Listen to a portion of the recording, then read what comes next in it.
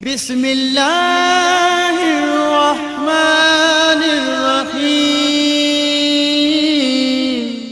سبحان الله الحمد لله ولا إله إلا الله الله أكبر سبحان الله الحمد لله ولا إله إلا الله الله أكبر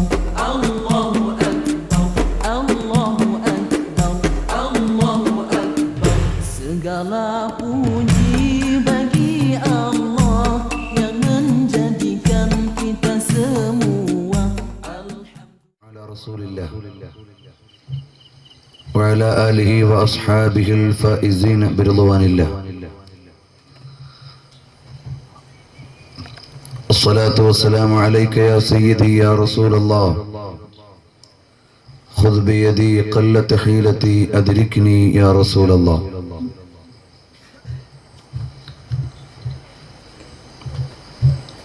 സർവാദരണീയരായ പണ്ഡിതന്മാരെ, രക്ഷിതാക്കളെ, സഹോദരങ്ങളെ, കേരളത്തിലെ ഏറ്റവും വലിയ ഇസ്ലാമിക സാംസ്കാരിക സംഘടനയായ SYS,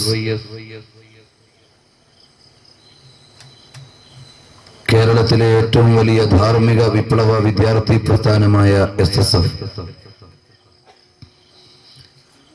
സംഘടിപ്പിച്ചിട്ടുള്ള വേദിയിലാണ് നാം ഉള്ളത്. വിശുദ്ധമായ ഇസ്ലാമിന്റെ ആനുകാലികമായ ചില വായനകളും പരിശുദ്ധ റമളാനിന്റെ മുന്നോടിയായ ചില വിചാരങ്ങളുമാണ് ഇവിടെ പങ്കുവെക്കേണ്ടത്. വിശുദ്ധമായ ഇസ്ലാം അള്ളാഹുവിന്റെ മതമാണ്. ലോകത്തുള്ള എല്ലാ മതങ്ങളെയും ദർശനങ്ങളെയും ദാർശനികമായും മതപരമായും പഠിച്ചു നോക്കിയാൽ ആദർശപരമായി പരിശുദ്ധമായ ഇസ്ലാമിനെ അതിജയിക്കുവാൻ ലോകത്തൊരു സംഹിതയ്ക്കും കഴിഞ്ഞിട്ടില്ല.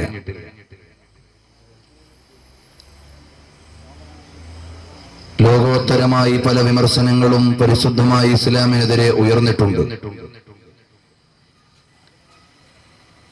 അവിടെയെല്ലാം അള്ളാഹുവിൽ നിന്ന് ലഭ്യമായ വിശുദ്ധമായ ഇസ്ലാം ആദർശപരമായും താത്വികമായും ഉയർന്നു നിൽക്കുക മാത്രമാണ് ചെയ്തിട്ടുള്ളത്. ആധുനിക യുഗത്തിൽ പരിശുദ്ധമായ ഇസ്ലാമിനെതിരെ ഒരുപാട് ആരോപണങ്ങളും ആക്ഷേപങ്ങളും കടന്നു വരുമ്പോഴും ആനുകാലിക ലോകം ഇസ്ലാമിനെ കൂടുതലായി സ്വീകരിച്ചുകൊണ്ടിരിക്കുകയാണ്. കാരണം ഏറ്റവും യുക്തിഭദ്രവും മനോഹരവുമായ വിശ്വാസ സംഹിതയെയാണ് വിശുദ്ധമായ ഇസ്ലാം സംഭാവന ചെയ്തിട്ടുള്ളത്. അതുകൊണ്ട് തന്നെ വിമർശകന്മാരായ ആളുകൾ പോലും വസ്തുതാപരമായ പഠനങ്ങളുടെ അവസാനം യാഥാർത്ഥ്യത്തെ സമ്മതിക്കാൻ നിർബന്ധിതരായിട്ടുണ്ട്. The rise of Islam is perhaps the most amazing event in human history. പരിശുദ്ധമായ ഇസ്ലാമിന്റെ ഉയർച്ചയാണ് മനുഷ്യ ചരിത്രത്തിലെ ഏറ്റവും ചേതോഹരമായ രംഗം. Springing from a land and a people like previously negligible.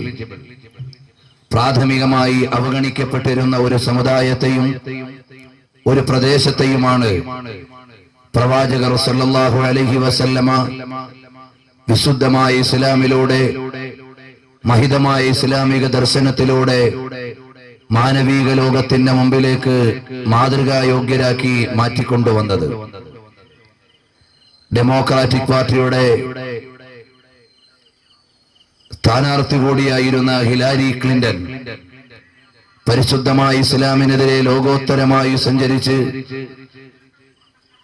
പല സ്ഥലങ്ങളിലും അപകടകരമായ പ്രസ്താവനകൾ നടത്തിയിട്ടുണ്ടെങ്കിലും മത്സരിച്ച സ്ഥാനം ലഭ്യമാകാതെ വന്നപ്പോൾ ചില യാഥാർത്ഥ്യങ്ങളെ അവരും പറയേണ്ടി വന്നു. Islam is the fastest growing religion in America. അമേരിക്കയിൽ ഏറ്റവും വേഗതയിൽ വളർന്നുകൊണ്ടിരിക്കുന്ന മതം ഇസ്ലാമാണ്. And pillar of stability for many of our people. പരിശുദ്ധമായ ഇസ്ലാമാണ് അമേരിക്കയിലുള്ള ഒരുപാട് ആളുകൾക്ക് സ്ഥിരമായ വിചാരങ്ങളെയും അവർക്ക് മാനസികമായി നിലനിൽക്കുവാനുള്ള കരുത്തും ശേഷിയുമെല്ലാം നൽകുന്നത് എന്നുകൂടി ഹിലാരി ക്ലിന്റൺ അവരുടെ പ്രസ്താവനയിൽ പറയുകയാണ്. എന്നു മാത്രമല്ല, അമേരിക്കയിൽ നിന്ന് പ്രസിദ്ധീകരിക്കുന്ന വിവിധ ജേണലുകൾ ഈ പ്രസ്താവനയെ പ്രഖ്യാപിച്ചത് തന്നെ യൂറോപ്പിന്റെ മുമ്പിലേക്ക് ഇസ്ലാം is the fastest growing religion in US. അമേരിക്കയിൽ ഏറ്റവും ശക്തമായി മുന്നേറിക്കൊണ്ടിരിക്കുന്ന മതം പരിശുദ്ധമായ ഇസ്ലാമാണ് എന്ന ടൈറ്റിലോടുകൂടിയാണ് ഇന്നലെയും ഈ പ്രസംഗത്തിന് വേണ്ടി നെറ്റിൽ സെർച്ച് ചെയ്യുമ്പോൾ 20ഓളം ജേണലുകളുടെ ഹെഡിംഗ് ആയി ഈ പ്രസ്താവന വന്നിട്ടുള്ളതായി നമുക്ക് കാണാവുന്നതാണ്. അപ്പോൾ പരിശുദ്ധമായ ഇസ്ലാമിനെതിരെ ഒരുപാട് ആരോപണങ്ങളും നൂലാമാലകളും അപകടകരമായ പ്രസ്താവനകളും ലോകത്തിന്റെ നടുവിൽ കടന്നു വന്നുകൊണ്ടിരിക്കുമ്പോഴും വിശുദ്ധമായ ഇസ്ലാമിന്റെ ശരിയായ ഭാവത്തെയും അതിന്റെ കൃത്യമായ തലത്തെയും വായിച്ചറിയുവാൻ അറിഞ്ഞോ അറിയാതെയോ ചിലപ്പോൾ യൂറോപ്പും തയ്യാറാകുന്നുണ്ട് എന്നാണ് മനസ്സിലാകുന്നത്. പ്രിയപ്പെട്ട സഹോദരങ്ങളെ, ആത്മീയമായ ചില വിഷയങ്ങളിലേക്ക് കടന്നു വരുന്നതിന് മുമ്പ് ചില പ്രാഥമികമായ വിചാരങ്ങൾ പങ്കുവെക്കുകയാണ്. അഥവാ ലോകം മുഴുവനും ഇന്ന് ഒരുപാട് നവോത്ഥാനത്തിന്റെയും ഉന്നമനത്തിന്റെയും കഥ പറയുമ്പോൾ പടിഞ്ഞാറ് ആനുകാലിക ലോകത്തിന് നൽകിയ സംഭാവനകൾ എന്താണ്, പരിശുദ്ധമായ ഇസ്ലാം ലോകത്തിനു നൽകിയ മേന്മകൾ എന്താണ് എന്നൊരു കമ്പാരിസൺ, ഒരു തുലന പഠനം ഈ ലോകം ആവശ്യപ്പെട്ടുകൊണ്ടിരിക്കുകയാണ്. കാരണം നമ്മളെല്ലാവരും ആഗ്രഹിക്കുന്നത് യൂറോപ്യൻ സ്റ്റൈൽ സ്വീകരിക്കണം, യൂറോപ്യൻ വിദ്യാഭ്യാസം ലഭിക്കണം, അമേരിക്കയിൽ പോയി വിദ്യാഭ്യാസം നേടണം, അതുപോലെയുള്ള പടിഞ്ഞാറൻ രാജ്യങ്ങളിൽ പോയി ഉന്നത വിദ്യാഭ്യാസം ഒരു സ്വപ്നമായി നമ്മുടെ കരുനാഗപ്പള്ളിയിലും ശാസ്താംകോട്ടയിലും അടക്കമുള്ള കവലകളിൽ പോലും ബോർഡുകൾ പ്രത്യക്ഷപ്പെട്ടുകൊണ്ടിരിക്കുകയും നമ്മുടെ ജീവിതത്തിന്റെ ചുറ്റുപാടുകൾ മുഴുവനും മാറ്റിമറിക്കപ്പെടുകയും ചെയ്യുമ്പോൾ ആനുകാലിക തലമുറയുടെ മുമ്പിലേക്ക് ആധുനിക യൂറോപ്പ് സമ്മാനിച്ചത് എന്താണ്, പരിശുദ്ധമായ ഇസ്ലാം ലോകത്തിന്റെ മുമ്പിലേക്ക് സമർപ്പിച്ചത് എന്താണ് എന്ന് പ്രാഥമികമായ ഒരു അന്വേഷണം വളരെ പഠനാർഹമാണ് എന്ന് മനസ്സിലാക്കുകയാണ്. കാരണം എന്താണെന്ന് ചോദിച്ചാൽ പലപ്പോഴും നമ്മുടെ എല്ലാവരുടെയും ജീവിതത്തിന്റെ ശൈലികൾ മാറ്റിമറിച്ചുകൊണ്ടിരിക്കുകയാണ്. ഇത് കേവലം 1-2 മണിക്കൂറിനുള്ളിൽ പറഞ്ഞ് അവതരിപ്പിച്ച് പരിമിതപ്പെടുത്തേണ്ട ഒരു വിഷയമല്ല. വിശാലമായ ഒരു വിഷയത്തിന്റെ ഒരാമുഖം മാത്രമാണ് നിങ്ങളുടെ മുമ്പിലേക്ക് ഞാൻ സമർപ്പിക്കാൻ ഉദ്ദേശിക്കുന്നത്. കാരണം ഈ കാലഘട്ടം മുഴുവനും അപകടകരമായി മുന്നേറിക്കൊണ്ടിരിക്കുകയാണ്.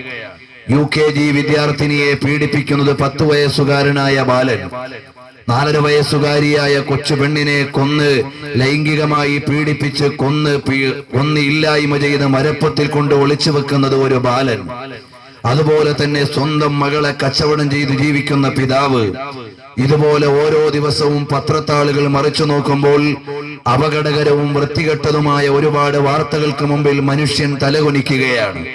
രാവിലെ വീട്ടിൽ നിന്നിറങ്ങിപ്പോകുന്ന LKGയിൽ പഠിക്കുന്ന പൊന്നുമോള് വൈകുന്നേരം എങ്ങനെയാണ് തിരിച്ചു വരിക, അല്ലെങ്കിൽ തിരിച്ചു വരുമോ ഇല്ലേ എന്ന് ആശങ്കപ്പെടേണ്ട ദൈവത്തിന്റെ സ്വന്തം രാജ്യത്തിലാണ് നാം ജീവിച്ചുകൊണ്ടിരിക്കുന്നത്. ഈ സമുദായത്തെ ഇത്തരം തെറ്റായ പ്രവണതകൾക്കെതിരെ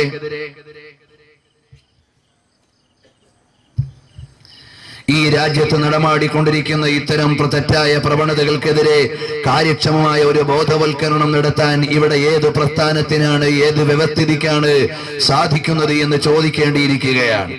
അതിന്റെ ഇടയിലാണ് സമൂഹത്തെ മുഴുവനും നേരിന്റെയും നന്മയുടെയും സത്യത്തിന്റെയും വഴിയിലേക്ക് കടത്തിക്കൊണ്ടുവരേണ്ട ഇസ്ലാമിക പ്രസ്ഥാനങ്ങൾ പോലും അത്തരം ശ്രമങ്ങൾ നടത്തുന്ന പ്രസ്ഥാനങ്ങൾക്കെതിരെ തെറ്റായ സമീപനങ്ങൾ സ്വീകരിക്കുന്നു എന്നതും അന്ത്യനാളിന്റെ ഒരു അടയാളമായി വായിക്കേണ്ടി വരികയാണ്. ഏതായാലും ശരി, പരിശുദ്ധമായ ഇസ്ലാമിന്റെ മഹിതമായ ആശയത്തിന്റെ വളരെ അർത്ഥഗർഭമായ തലങ്ങളിലേക്ക് കടന്നു പോകുന്നതിന് മുമ്പ് പ്രിയപ്പെട്ട സഹോദരങ്ങളെ, ആനുകാലിക സമൂഹം ഇത്തരം ഇത്തരം അരുതായ്മയിലേക്ക് കടന്നു പോകുമ്പോ ഏത് ഭരണാധികാരിക്കാണ് തലവേദനയുണ്ടായത്? ഏത് രാജ്യാധികാരിക്കാണ് വേദനയുണ്ടായത്? ഏത് ഉത്തരവാദിത്തപ്പെട്ട പ്രസ്ഥാനങ്ങളാണ് ഇതിനെതിരെ ഒരു ബോധവൽക്കരണത്തിനിറങ്ങിയത്? ആനുകാലിക കൗമാര യൗവനങ്ങളുടെ അരമനകളിൽ തെളിഞ്ഞു മറിഞ്ഞുകൊണ്ടിരിക്കുന്ന നീലചിത്രങ്ങൾ അവരുടെ മനസ്സിനെയും സംസ്കാരത്തെയും എല്ലാം അരുതായ്മയുടെ ആഴിയിലേക്ക് മാറ്റിക്കൊണ്ടിരിക്കുമ്പോ അവരെ മുഴുവനും നന്മയുടെ വഴിയിലേക്ക് കൊണ്ടുവരാൻ ഇവിടെ ഏത് വ്യവസ്ഥിതിക്കാണ് സാധിക്കുക? ഇവിടെ യൂറോപ്പിന്റെ കടന്നുവരവ് മനുഷ്യനെ മാറ്റിക്കൊണ്ടുപോയതിന്റെ ഒരു സാമ്പിൾ ഒരു ജേണലിൽ നിന്ന് ഞാൻ വായിക്കുകയാണ്. അതിൽ നമുക്ക് മനസ്സിലാക്കാൻ കഴിയുന്നത് a new vocabulary is coined so that the profane appear sacred and foul fair. ഇവിടെ പുതിയൊരു വാചകഘടന തന്നെ കടന്നു വരികയാണ്. കാരണം എന്താണ്? that the profane appear sacred, വൃത്തികേടുകളെല്ലാം മഹത്വവൽക്കരിക്കപ്പെട്ട ഒരു ലോകം. and foul fair, തെറ്റായ അപകടകരമായ പ്രവണതകൾ മുഴുവൻ സാംസ്കാരികമായി നീതീകരിക്കപ്പെടുന്ന ഒരു കാലം. they have the fairly succeeded in their mission, വളരെ മനോഹരമായി അവരുടെ ലക്ഷ്യത്തിലും അവരുടെ പ്രവർത്തനത്തിലും അവർ മുന്നേറിയിരിക്കുകയാണ്. ഈ സമൂഹത്തെ മുഴുവനും വഴിതെറ്റിച്ചു കൊണ്ടുപോകേണ്ട, ഈ സമൂഹത്തെ മുഴുവനും ആസ്വാദനത്തിന്റെയും അരുതായ്മയുടെയും ആഴിയിൽ കൊണ്ടുപോയിട്ട് ആസ്വദിക്കാൻ ശ്രമിക്കുന്ന ആളുകളുടെ മിഷൻ വിജയിച്ചു കൊണ്ടിരിക്കുകയാണ്.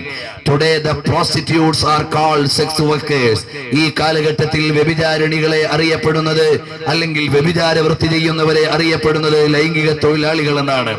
ഹോമോസെക്ഷൽസ് ആർ ഗേ. ഇവിടെ സ്വർഗ ലൈംഗികതയ്ക്ക് വേണ്ടി പോകുന്ന ആളുകളെ ഗേ എന്ന് ആദരപൂർവ്വമാണ് പത്രങ്ങൾ വിളിച്ചുകൊണ്ടിരിക്കുന്നത്. Lesbian has become ism. Lesbianism എന്ന പേരിൽ വൃത്തികേട് ഒരു സിദ്ധാന്തമായി മാറിയിരിക്കുകയാണ്. Bastards are called children born outside of wedlock. ജാരസന്തതികളെ മുഴുവനും അവിടുന്ന് ലൈംഗികമായ ഒരു ശയനത്തിന് അപ്പുറം ജനിച്ചവർ എന്ന് പറഞ്ഞുകൊണ്ട് നീതീകരിക്കുവാൻ ശ്രമിക്കുകയാണ്. Liquor is called spirit. വളരെ ലഹരി പദാർത്ഥങ്ങളെ മുഴുവനും സ്പിരിറ്റ് എന്നാണ് വിളിച്ചുകൊണ്ടിരിക്കുന്നത്. Ethics, values and virtues are three hindrances. ഇവിടെയുള്ള മൂല്യങ്ങളും നയങ്ങളും സിദ്ധാന്തങ്ങളും എല്ലാം ഇവിടെയുള്ള പുതിയ ലോകത്തിന്റെ മുമ്പിൽ ഒരു തടസ്സമായി മാറിക്കൊണ്ടിരിക്കുകയാണ്. അപ്പോൾ അരുതായ്മകളെ മുഴുവനും നീതീകരിക്കുകയും തെറ്റായ പ്രവണതകളെ മുഴുവനും സംസ്കാരത്തിന്റെ ഭാഗമായി വായിച്ചുകൊണ്ടിരിക്കുകയും ചെയ്യുന്ന വളരെ അപകടകരമായ ഒരു യുഗത്തിന്റെ മുമ്പിലാണ് നാം ജീവിക്കുന്നത്. പ്രിയപ്പെട്ട സഹോദരങ്ങളെ, ഇവിടെയാണ് യൂറോപ്പിന്റെ സംഭാവന എന്ത്, ഇസ്ലാമിന്റെ സംഭാവന എന്ത് എന്ന് വായിക്കാൻ നാം ഓരോരുത്തരും സമയം കണ്ടെത്തേണ്ടത്. ലോകത്ത് നടമാടിക്കൊണ്ടിരിക്കുന്ന നടപടികൾക്ക് മുമ്പിൽ കണ്ണടച്ചുകൊണ്ട് ഒന്നും കണ്ടില്ല എന്ന് കഴിഞ്ഞു പോകാൻ വിചാരമുള്ള, ചിന്തയുള്ള, അതുപോലെ തന്നെ സാമൂഹിക പ്രതിബദ്ധതയുള്ള ഒരു വ്യക്തിക്കോ ഒരു പ്രസ്ഥാനത്തിനോ സാധ്യമല്ല. നമ്മളെല്ലാവരും പടിഞ്ഞാറിനെ പൂവിട്ട് പൂജിക്കുവാൻ ഒരിക്കലല്ലെങ്കിൽ മറ്റൊരിക്കൽ ആഗ്രഹിച്ചുകൊണ്ടിരിക്കുകയാണ്. ഇവിടെയുള്ള ഗാന്ധിയന്മാരായ ആളുകൾ പോലും ബ്രിട്ടീഷുകാരന്റെ ഉൽപ്പന്നങ്ങളെ ഉപയോഗപ്പെടുത്തുന്നതിൽ അഭിമാനം കൊണ്ടുകൊണ്ടിരിക്കുകയാണ്. അതുപോലെ നമ്മുടെ രാജ്യത്തെ എയർപോർട്ടിലേക്ക് ഏതെങ്കിലും ഒരു വിദേശികൾ കടന്നു വരുമ്പോൾ യൂറോപ്യന്മാരാണെങ്കിൽ ഇവിടെയുള്ള ഓഫീസേഴ്സ് പോലും വളരെ അഭിമാനത്തോടെയും ആദരവോടെയും സ്വീകരിക്കുന്ന ഒരവസ്ഥയാണ് കാണുന്നത്. മൂന്നാംകിട രാജ്യങ്ങളിലെ എയർപോർട്ടുകളിലേക്കും ഒരു മൂന്നാംകിട രാജ്യക്കാരനെ പോയാൽ അവനെ നാലാംകിടക്കാരനായി മാറ്റി നിർത്തുകയും അതേ സമയത്ത് ഒരു വെള്ളക്കാരനോ വെള്ളക്കാരിയോ ആണെങ്കിൽ പൂവിട്ട് പൂജിക്കുകയും ചെയ്യുന്ന പ്രവണതകൾ നമ്മൾ അന്താരാഷ്ട്ര യാത്ര നടത്തുമ്പോൾ നമുക്ക് കാണാൻ കഴിയുന്ന ഒരു യാഥാർത്ഥ്യമാണ്. പ്രിയപ്പെട്ട സഹോദരങ്ങളെ, വിശാലമായി ഞാൻ കടന്നു പോകുന്നില്ല. ഇതിന്റെ എല്ലാം തുടക്കം എവിടെയാണ്? പടിഞ്ഞാറൻ രാജ്യങ്ങളെ ലക്ഷ്യം വെച്ചുകൊണ്ട്, അല്ലെങ്കിൽ അമേരിക്കയിൽ പ്രവർത്തിച്ചു കൊണ്ടിരിക്കുന്ന സീക്രട്ട് സൊസൈറ്റി എന്ന് പറയുന്ന ജൂത പരിശകളുടെ സംഘടന ഈ ലോകത്തെ മുഴുവനും എങ്ങനെയാക്കണമെന്ന് കൃത്യമായ ഒരു പദ്ധതി അവരുടെ കയ്യിലുണ്ട്. എന്റെ ഈ പ്രസംഗം 10-14ഓളം രാജ്യങ്ങളിൽ ഇന്റർനെറ്റിലൂടെ കേട്ടുകൊണ്ടിരിക്കുന്ന സഹോദരങ്ങളുണ്ട്. അവർക്കും വിലയിരുത്തുവാൻ ചില വിചാരങ്ങൾ ഞാൻ ഇവിടെ പങ്കുവെക്കുകയാണ്. അഥവാ ഇവിടെയുള്ള പരിശുദ്ധമായ ഇസ്ലാമിനെതിരെ തിരിഞ്ഞു വരികയും ലോകത്തെ മുഴുവനും അനീതിയുടെയും അക്രമത്തിന്റെയും അനാശാസ്യ പ്രവണതകളുടെയും തെറ്റായ നീക്കുപോക്കുകളുടെയും നടുവിൽ ഇട്ടുകൊണ്ട് തുള്ളിച്ചാടി രസിക്കണമെന്ന് വിചാരിക്കുന്ന അമേരിക്കയുടെയും അതുപോലെ തന്നെ ഇസ്രായേലിന്റെയും മധ്യസ്ഥതയിൽ സീക്രട്ട് സൊസൈറ്റി എന്ന പേരിൽ അമേരിക്കയിൽ പ്രവർത്തിച്ചു കൊണ്ടിരിക്കുന്ന ഒരു സംഘമുണ്ട്. അവരെ സംബന്ധിച്ചിടത്തോളം ഈ ലോകത്തുള്ള മുഴുവൻ മുസ്ലിമീങ്ങളെയും ഇസ്ലാമിക രാജ്യങ്ങളെയും ടാർഗറ്റ് ചെയ്തുകൊണ്ട് തോൽപ്പിക്കുകയും ലോകത്തെ മുഴുവനും തെറ്റായ പ്രവണതകൾ നടമാടുമ്പോ ദജ്ജാലിന്റെ വക്താക്കളായും പിശാചിന്റെ ഉപാസകന്മാരായും മാറുവാനാണ് അവർ ലക്ഷ്യം വെച്ചുകൊണ്ടിരിക്കുന്നത്. അതിന്റെ വലിയൊരു ഉദാഹരണമാണ് ഇപ്പോൾ നിങ്ങളുടെ മുമ്പിൽ ഞാൻ ഈ കാണിക്കുന്ന ചിത്രം. ഈ കാണിക്കുന്ന ചിത്രം ഏതെങ്കിലും ഒരു ചിത്രകാരൻ വരച്ചുണ്ടാക്കിയതല്ല, അല്ലെങ്കിൽ ഏതെങ്കിലും ഒരു കുട്ടി വരച്ചു പോയതല്ല. സാക്ഷാൽ അമേരിക്കൻ ഡോളറിൽ അടയാളപ്പെടുത്തിയിട്ടുള്ള ചിഹ്നമാണിത്. അമേരിക്കൻ ഡോളറിൽ വളരെ ദിഷണാശാലികളായ ചിന്തകന്മാരായ ആലോചകന്മാരായ ലോകവിചാരമുള്ള ആളുകൾ അടയാളപ്പെടുത്തി സിംബലിൽ റോമൻ ലെറ്ററിൽ എഴുതിയിരിക്കുന്നത് നോവസ് ഓർഡോ സെക്ലോറം എന്ന് പറയുന്ന റോമൻ ഭാഷയാണ് ഇതിൽ എഴുതിയിട്ടുള്ളത്. നിങ്ങൾക്ക് എല്ലാവർക്കും വീട്ടിലേക്ക് പോയാൽ, ഒരുപക്ഷെ ഗൾഫിലൊക്കെ പോയി വന്ന ആളുകളുടെ കയ്യിൽ അല്ലെങ്കിൽ ഇന്റർനെറ്റിൽ അടിച്ചു നോക്കിയാൽ അമേരിക്കൻ ഡോളറിന്റെ മോഡൽ നിങ്ങൾക്ക് കാണാം. അമേരിക്കൻ ഡോളറിൽ അടയാളപ്പെടുത്തിയിട്ടുള്ള സിംബലാണ്, എംബ്ലമാണ് എന്റെ കയ്യിലിരിക്കുന്നത്. ഇത് മാത്രം അധികരിച്ചുകൊണ്ട് വിശാലമായൊരു പഠനത്തിനും പ്രസംഗത്തിനുമുള്ള ആവശ്യമുണ്ടെന്ന് ഞാൻ മനസ്സിലാക്കിയിട്ടുണ്ട്. പക്ഷേ ഈ വേദിയിൽ അത് എത്രമാത്രം പ്രസക്തിയുണ്ട്, നീട്ടിക്കൊണ്ടുപോകാൻ കഴിയും എന്നതിൽ എനിക്ക് ആശങ്കയുമുണ്ട്. ഏതായാലും ചില പ്രാഥമികമായ വിചാരങ്ങൾ നിങ്ങളോട് പങ്കുവെക്കുകയാണ്. ഈ അടയാളത്തിൽ അമേരിക്കക്കാർ കൊടുത്തിരിക്കുന്ന എംബ്ലം എന്താണ്? മുകളിൽ ഒരു കണ്ണും താഴെ ഒരു പിരമിഡുമാണ്. ഇതിന്റെ മുകളിൽ അവർ എഴുതിയിരിക്കുന്ന മുദ്രാവാക്യത്തിന്റെ ലക്ഷ്യം എന്താണ്? The new world order. പുതിയൊരു ലോക വ്യവസ്ഥിതിയെ രൂപപ്പെടുത്താൻ വേണ്ടിയാണ് അമേരിക്ക ശ്രമിച്ചിട്ടുള്ളത്. അഥവാ ലോകത്തിന് മുഴുവനും പുതിയൊരു ലോക വ്യവസ്ഥിതിയിലേക്ക്, ലോകത്തെ മുഴുവനും പുതിയൊരു വ്യവസ്ഥിതിയുടെ കീഴിലേക്ക്, ലോകത്തെ മുഴുവനും പുതിയൊരു പ്രക്രിയയുടെ കീഴിലേക്ക്, ലോകത്തെ മുഴുവനും പുതിയൊരു ഘടനയുടെ കീഴിലേക്ക് കൊണ്ടുവരാനാണ് ഞങ്ങൾ ഇറങ്ങിയിട്ടുള്ളത്. എന്നാൽ ഇതിൽ കൊടുത്തിരിക്കുന്ന ഒരു കണ്ണ് എന്തിനെ സൂചിപ്പിക്കുകയാണ്? അന്ത്യനാളിൽ ലോകത്തിനെ മുഴുവനും നശിപ്പിക്കുവാനും തെറ്റായ വിശ്വാസങ്ങൾ പ്രചരിപ്പിക്കുവാനും ഞാൻ ദൈവമാണെന്ന് വിളിച്ചു പറഞ്ഞിട്ട് അംഗീകരിച്ചില്ലെങ്കിൽ കൊന്നുകളയാനും കടന്നു വരുമെന്ന് ലോകൈക ഗുരുവായ പുണ്യപ്രവാചകർ സല്ലല്ലാഹു അലൈഹി വസല്ലമ നബി സല്ലല്ലാഹു അലൈഹി വസല്ലം തങ്ങൾ മുന്നറിയിപ്പ് നൽകിയ ദജ്ജാലിന്റെ ഒരു കണ്ണ് അതിലേക്ക് സൂചിപ്പിച്ചുകൊണ്ടാണ് അമേരിക്കൻ ഡോളറിൽ ഒരു കണ്ണിന്റെ ചിത്രം കൊടുത്തിട്ടുള്ളത്. ഇത് കേവലമായി ഞാൻ എന്റെ വീക്ഷണമായി പറയുന്നതല്ല. ആവശ്യമായ രേഖകൾ എന്റെ കയ്യിലുള്ള ഗ്രന്ഥങ്ങളിലും അതുപോലെ തന്നെ നെറ്റിലൂടെയും നിങ്ങൾക്ക് ലഭ്യമാണ്. ഏതായാലും ശരി, അതിന്റെ മുകളിൽ കൊടുത്തിരിക്കുന്ന കണ്ണ് ദജ്ജാലിന്റെ ഒറ്റ കണ്ണ് പോലെ ഇവിടെയുള്ള വിശ്വാസികളെ മുഴുവനും നശിപ്പിക്കുവാനുള്ള നോട്ടമാണ്. അതിന്റെ കീഴിൽ കൊടുത്തിരിക്കുന്ന പിരമിഡ് ഫറോവയുടെ പിരമിഡിനെ സൂചിപ്പിക്കുന്നതാണ്. എന്തുകൊണ്ടാണ്? ഏകദേശം 10-25ഓളം പ്രസ്താവനകളെ മുന്നിൽ നിർത്തിക്കൊണ്ടാണ് ഞാൻ ഈ ഒരാശയം മുന്നിൽ വെക്കുന്നത്. ഒരുപക്ഷെ കേരളത്തിൽ ഒരു പബ്ലിക് വേദിയിൽ ഈ വിഷയം ആദ്യമായി പറയുന്ന ഒരു വിദ്യാർത്ഥി ഞാനായിരിക്കാം. അതുകൊണ്ട് ചർച്ചകളോ അന്വേഷണങ്ങളോ ഇതിന്റെ തുടർച്ചയായി വന്നാൽ അനുബന്ധമായ പഠനങ്ങൾക്കും നിരീക്ഷണങ്ങൾക്കും ആവശ്യമായ റെഫറൻസുകൾ എന്റെ വാഹനത്തിലുമൊക്കെ കരുതി വെച്ചുകൊണ്ടാണ് ഞാൻ ഈ വിഷയം നിങ്ങളോട് പറയുന്നത്. കാരണം ഈ ലോകത്തെ മുഴുവനും പിടിച്ചടക്കണമെന്ന് ആഗ്രഹിച്ചുകൊണ്ട് മുൻകാല അമേരിക്കൻ പ്രസിഡന്റുമാർ ലോകത്തോട് സംസാരിച്ച പ്രസംഗത്തിന്റെ ഒരു ശകലം ഞാൻ പറഞ്ഞു തരാം. അതുപോലെ തന്നെ മാക്ഡൊണാൾഡ് എഴുതി വെക്കുന്നതായി കാണാം. It will take a more definite recognition of the grand antichrist of the universe before the apex stone, capstone of the pyramid is finally fitted into place, and this nation is the full strength of its power. It is positioned to assume leadership among the nations in inaugurating the new order for the ages. ഈ കാലഘട്ടങ്ങളെ മുഴുവനും പിടിച്ചടക്കിയിട്ട് ഫറോവയുടെ പിരമിഡിന്റെ ഉച്ചസ്ഥായിലുള്ള അവസാനത്തെ ശിലയും സ്ഥാപിച്ചിട്ട് ലോകം മുഴുവനും ഞങ്ങളുടെ കൈപ്പിടിയിൽ ഒതുക്കണമെന്ന് വിചാരിച്ചുകൊണ്ട് കടന്നു വന്ന ലോക സാമ്രാട്ടുക്കളുടെ പ്രഖ്യാപനമായിട്ടാണ് അമേരിക്കൻ ഡോളർ ഈ ഒരു സിംബലുമായി പുറത്തു വന്നിട്ടുള്ളത്.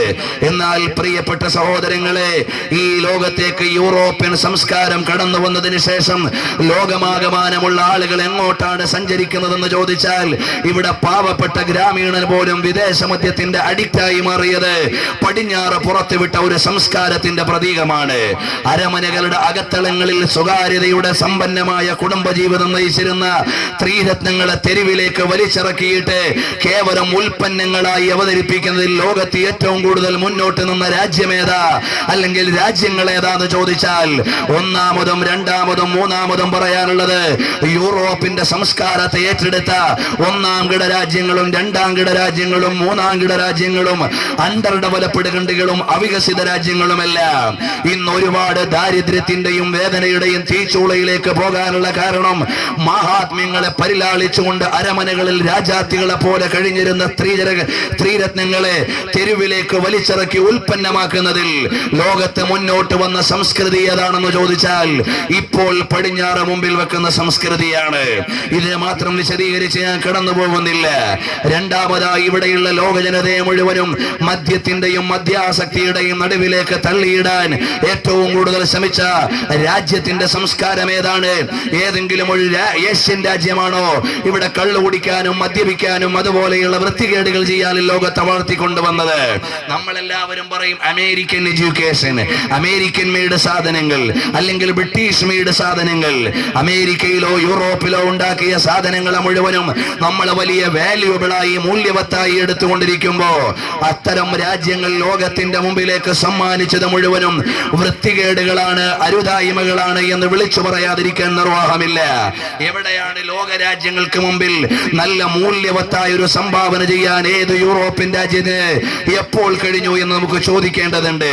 വഴിവിട്ട ജനാധിപത്യത്തിലൂടെ ലോക രാജ്യങ്ങളുടെ നിയന്ത്രണങ്ങളെ മുഴുവനും ഇല്ലായ്മ ചെയ്തത് ഏത് രാജ്യവ്യവസ്ഥിതിയാണ്? ഇതുപോലെ കടന്നുപോയാൽ ഒരു ലേഖകന്റെ വരി ഉദ്ധരിക്കാതിരിക്കാൻ നിർവാഹമില്ല. The falsehood will become the order of the day. ഈ ലോകത്തിന്റെ മുഴുവനും വ്യവസ്ഥിതിയായി കള്ളത്തരവും വ്യാജവും മാറിയിരിക്കുകയാണ്. Today we live, breathe in and breathe out nothing but falsehood. നമ്മളെല്ലാവരുടെയും ഉശ്വാസവും നിശ്വാസവും എല്ലാം അരുതായ്മകളല്ലാതെ വേറൊന്നുമില്ല. Today we live in the dark stage of mankind. മനുഷ്യകത്തിന്റെ ഏറ്റവും ഇരുണ്ട യുഗത്തിലാണ് നാം ജീവിച്ചുകൊണ്ടിരിക്കുന്നത്. വെളിച്ചമില്ലാത്തൊരു യുഗത്തിൽ 6-ാം നൂറ്റാണ്ടിൽ പാവപ്പെട്ട പെൺകുട്ടികളെ കുഴിച്ചു മൂടിയിരുന്നെങ്കിൽ ഇതുപോലെ ഒരു 5 വയസ്സുള്ള 4 വയസ്സുള്ള പെൺകുട്ടിയെ ഒരു 10 വയസ്സുള്ള കുട്ടി വ്യഭിചരിക്കുന്ന ചിത്രം 6-ാം നൂറ്റാണ്ടിന് പറയാനില്ല. ലോകത്തേതെങ്കിലും വ്യവസ്ഥിതിക്ക് പറയാനില്ല. ആധുനിക ഇംഗ്ലീഷ് വിദ്യാഭ്യാസം തലക്ക് പിടിച്ച് കേരളീയനവന്റെ സ്വന്തം ഭാഷ പോലും പണയം വെച്ചിട്ട് പടിഞ്ഞാറിന്റെ ഭാഷയ്ക്ക് വേണ്ടി തലപണയം വെച്ചപ്പോ പ്രിയപ്പെട്ട സഹോദരങ്ങളെ, ആധുനിക വിദ്യാഭ്യാസ സംസ്കൃതിയിലൂടെ നമ്മുടെ കേരളത്തിന് കിട്ടിയ ചിത്രങ്ങൾ എത്ര വൃത്തികെട്ടതാണ്. അങ്ങ് നമ്മൾ കോതമംഗലത്തെ കേസിലേക്ക് പോയി നോക്കൂ. 17കാരനും 18കാരനും 19കാരനും 20 വയസ്സുകാരനുമെല്ലാം സ്വന്തം മകളെ കച്ചവടം ചെയ്ത് ജീവിച്ച, അല്ലെങ്കിൽ അതിനുവേണ്ടി തയ്യാറായ ഒരു പിതാവിന്റെ മകളുടെ ഇരയായി അല്ലെങ്കിൽ അതിനെ ഉപയോഗിക്കുന്നവരായി മാറിയിട്ടുണ്ട്. പക്ഷേ ഇതൊക്കെ വായിക്കുമ്പോ സ്ത്രീകളുടെ കേസ് പത്രത്തിൽ വരുമ്പോ ആൺകുട്ടികൾ ചെയ്തത് മാത്രം തെറ്റായും പെൺകുട്ടി ചെയ്തത് ശരിയായും വ്യാഖ്യാനിക്കപ്പെടുന്ന ഒരു വായന ഇന്നുണ്ട്. 10-100 ആണുങ്ങളുടെ കൂടെ പോയി കിടന്നിട്ടും എന്തുകൊണ്ട് ഈ പെൺകുട്ടി 1-മത്തെയോ 2-മത്തെയോ 3-മത്തെയോ കഴിഞ്ഞിട്ട് ഇവിടെ ആരോടെങ്കിലും അത് വിളിച്ചു പറഞ്ഞില്ല എന്ന ചോദ്യം എല്ലാ കേസിന്റെയും പിന്നിൽ ബാക്കിയാണ്. അതിലേക്ക് തൽക്കാലം ഞാനിപ്പോ പോകുന്നില്ല. കാരണം ഇവിടെയുള്ള മീഡിയകളും പത്രങ്ങളുമെല്ലാം അത്തരം ഒരു സ്ത്രീപക്ഷ വായനയ്ക്ക് വേണ്ടിയാണ് എപ്പോഴും തയ്യാറാവുക. പുരുഷന്മാരെ പ്രതിക്കൂട്ടിലാക്കാനും അവസാനം ഗതികെട്ടിട്ട് പുരുഷ സ്വയം സഹായ സംഘം ഉണ്ടാക്കാനുമുള്ള ഗതികേട് നമ്മുടെ രാജ്യത്തിന് വന്നു പോയിട്ടുണ്ട് എന്ന് പറയാതിരിക്കാൻ നിർവാഹമില്ല. ഏതായാലും ശരി, ഇവിടെയുള്ള മീഡിയകൾ മുഴുവനും പെണ്ണിനെ ഇരയായി കാണുമ്പോ പെണ്ണിന്റെ പക്ഷത്ത് മാത്രം ചിന്തിക്കാൻ ചില മീഡിയകൾക്ക് കഴിഞ്ഞിട്ടുണ്ട്. അങ്ങനെയൊക്കെയാണെങ്കിൽ ശരി, പ്രിയപ്പെട്ട സഹോദരങ്ങളെ, 14 വയസ്സും 13 വയസ്സുള്ള പെൺകുട്ടികളെ, പെങ്ങന്മാരെ, പെൺമക്കളെ മറ്റുള്ളവരുടെ മുമ്പിൽ ഇതുപോലെ വൃത്തിഹീനമായി അവതരിപ്പിക്കുമ്പോ ഈ സമൂഹത്തെ മുഴുവനും നീതിനിഷ്ഠമായ ധർമ്മനിഷ്ഠമായ ഒരു കേരളമാക്കി മാറ്റണമെന്ന് സാക്ഷാൽ മോറൽ കാഴ്ചപ്പാടിലൂടെ കണ്ടറിയുന്ന ഏത് രാഷ്ട്രീയ നായകന്മാരെയാണ് നമുക്കിവിടെ കാണാൻ കഴിയുന്നത്? ഏത് സാംസ്കാരിക നായകന്മാരാണ് ഇവിടെയുള്ളത്? ഇവിടെ ഒരുപാട് ബുദ്ധിജീവികളുണ്ട്. എപ്പോഴും ഞാൻ എന്റെ വേദികളിൽ ക്രോസ് ചെയ്യാറുണ്ട്. അഥവാ കുറെ ബുദ്ധിജീവികൾ എഴുതിയിട്ട് ജീവിക്കാൻ പേനയുന്തികളായി പരിശുദ്ധമായ ഇസ്ലാമിനെതിരെ എവിടെയെങ്കിലും എന്തെങ്കിലും എഴുതാൻ കിട്ടിയാൽ അപ്പോൾ പേനയെടുക്കുന്നവർ ഇത്തരം സാംസ്കാരികമായ അപജയത്തിനെതിരെ പേനയെടുക്കാൻ അവർക്ക് കഴിയുന്നില്ല.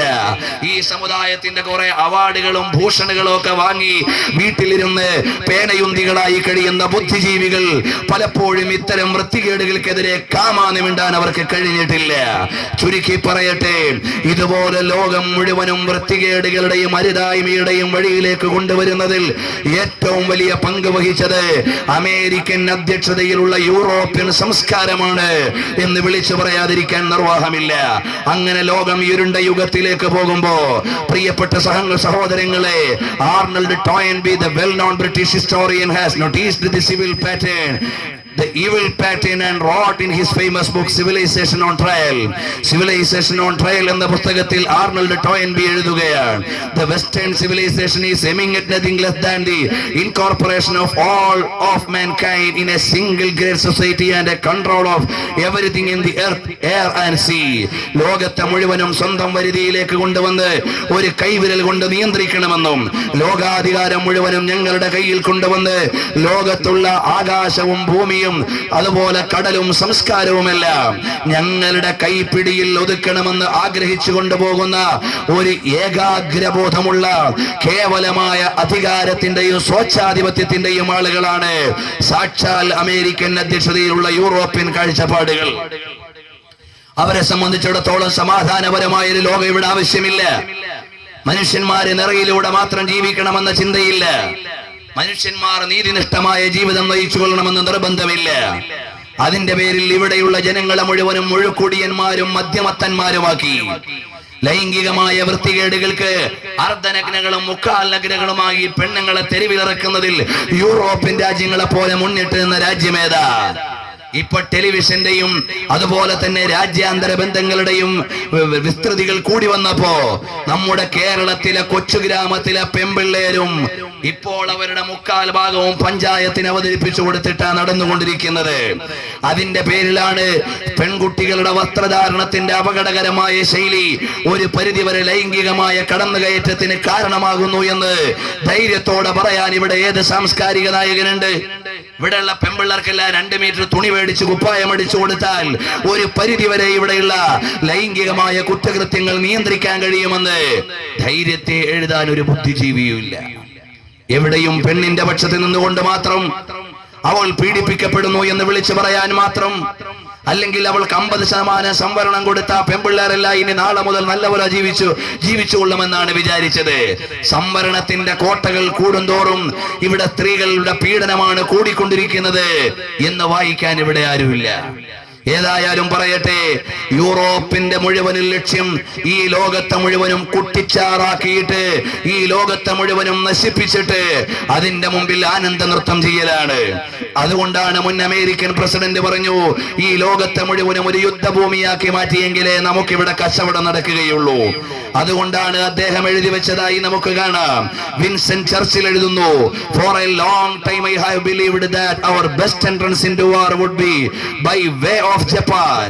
ഈ ലോകത്തെ മുഴുവനും ഇല്ലായ്മ ചെയ്യാൻ നമുക്കൊരു കടന്നുകയറ്റം നടത്തേണ്ടതുണ്ട്. എങ്ങനെയാ ലോകം മുഴുവനും നശിപ്പിക്കാൻ ഇറങ്ങുക? ഈ ലോകത്തുള്ള ഉയർന്നു വരുന്ന മുഴുവൻ ശക്തികളെയും അടിച്ചവസാനിപ്പിക്കേണ്ടതുണ്ട്. ഏതെങ്കിലും ഒരു രാജ്യം ഉയർന്നു വന്നാൽ ആ രാജ്യത്തെ ഇല്ലായ്മ ചെയ്യണം. ഏതെങ്കിലും ഒരു രാജ്യം സാമ്പത്തികമായി ഉയർന്നാൽ ആ രാജ്യത്തെ ഇല്ലായ്മ ചെയ്യണം. ഇന്ത്യ മഹാരാജ്യം സാമ്പത്തികമായി ഉയർന്നാൽ അമേരിക്കക്കാരൻ ഈ രാജ്യത്തെ നശിപ്പിച്ചു കളയും. അതിന് വേണ്ട കരാറുകൾ മുഴുവനും നമ്മുടെ രാജ്യത്തോട് ചെയ്തു കഴിഞ്ഞിരിക്കുകയാണ്. അതുപോലെ USSR കടന്നു വന്നപ്പോ അതിനെ ഇല്ലായ്മ ചെയ്യാൻ ഇവിടെ നിയോ കൊളോണിയലിസ്റ്റ് ശക്തികൾ ഉണ്ടായിരുന്നു. അതുപോലെ ലോക രാജ്യങ്ങളെ മുഴുവനും ഇല്ലായ്മ ചെയ്തിട്ട് സ്വയം ലോക പോലീസായി സീക്രട്ട് സൊസൈറ്റിയുടെ ജൂതന്മാരാൽ നിയന്ത്രിക്കപ്പെടുന്ന അമേരിക്കൻ സംഘത്തിന്റെ കീഴിലേക്ക് ലോകത്തെ മുഴുവനും കൊണ്ടുവരണമെന്നാണ് അവർ സ്വപ്നം വെക്കുകയും അനുസൃതമായി പ്രവർത്തിച്ചു കൊണ്ടിരിക്കുകയും ചെയ്യുന്നത്.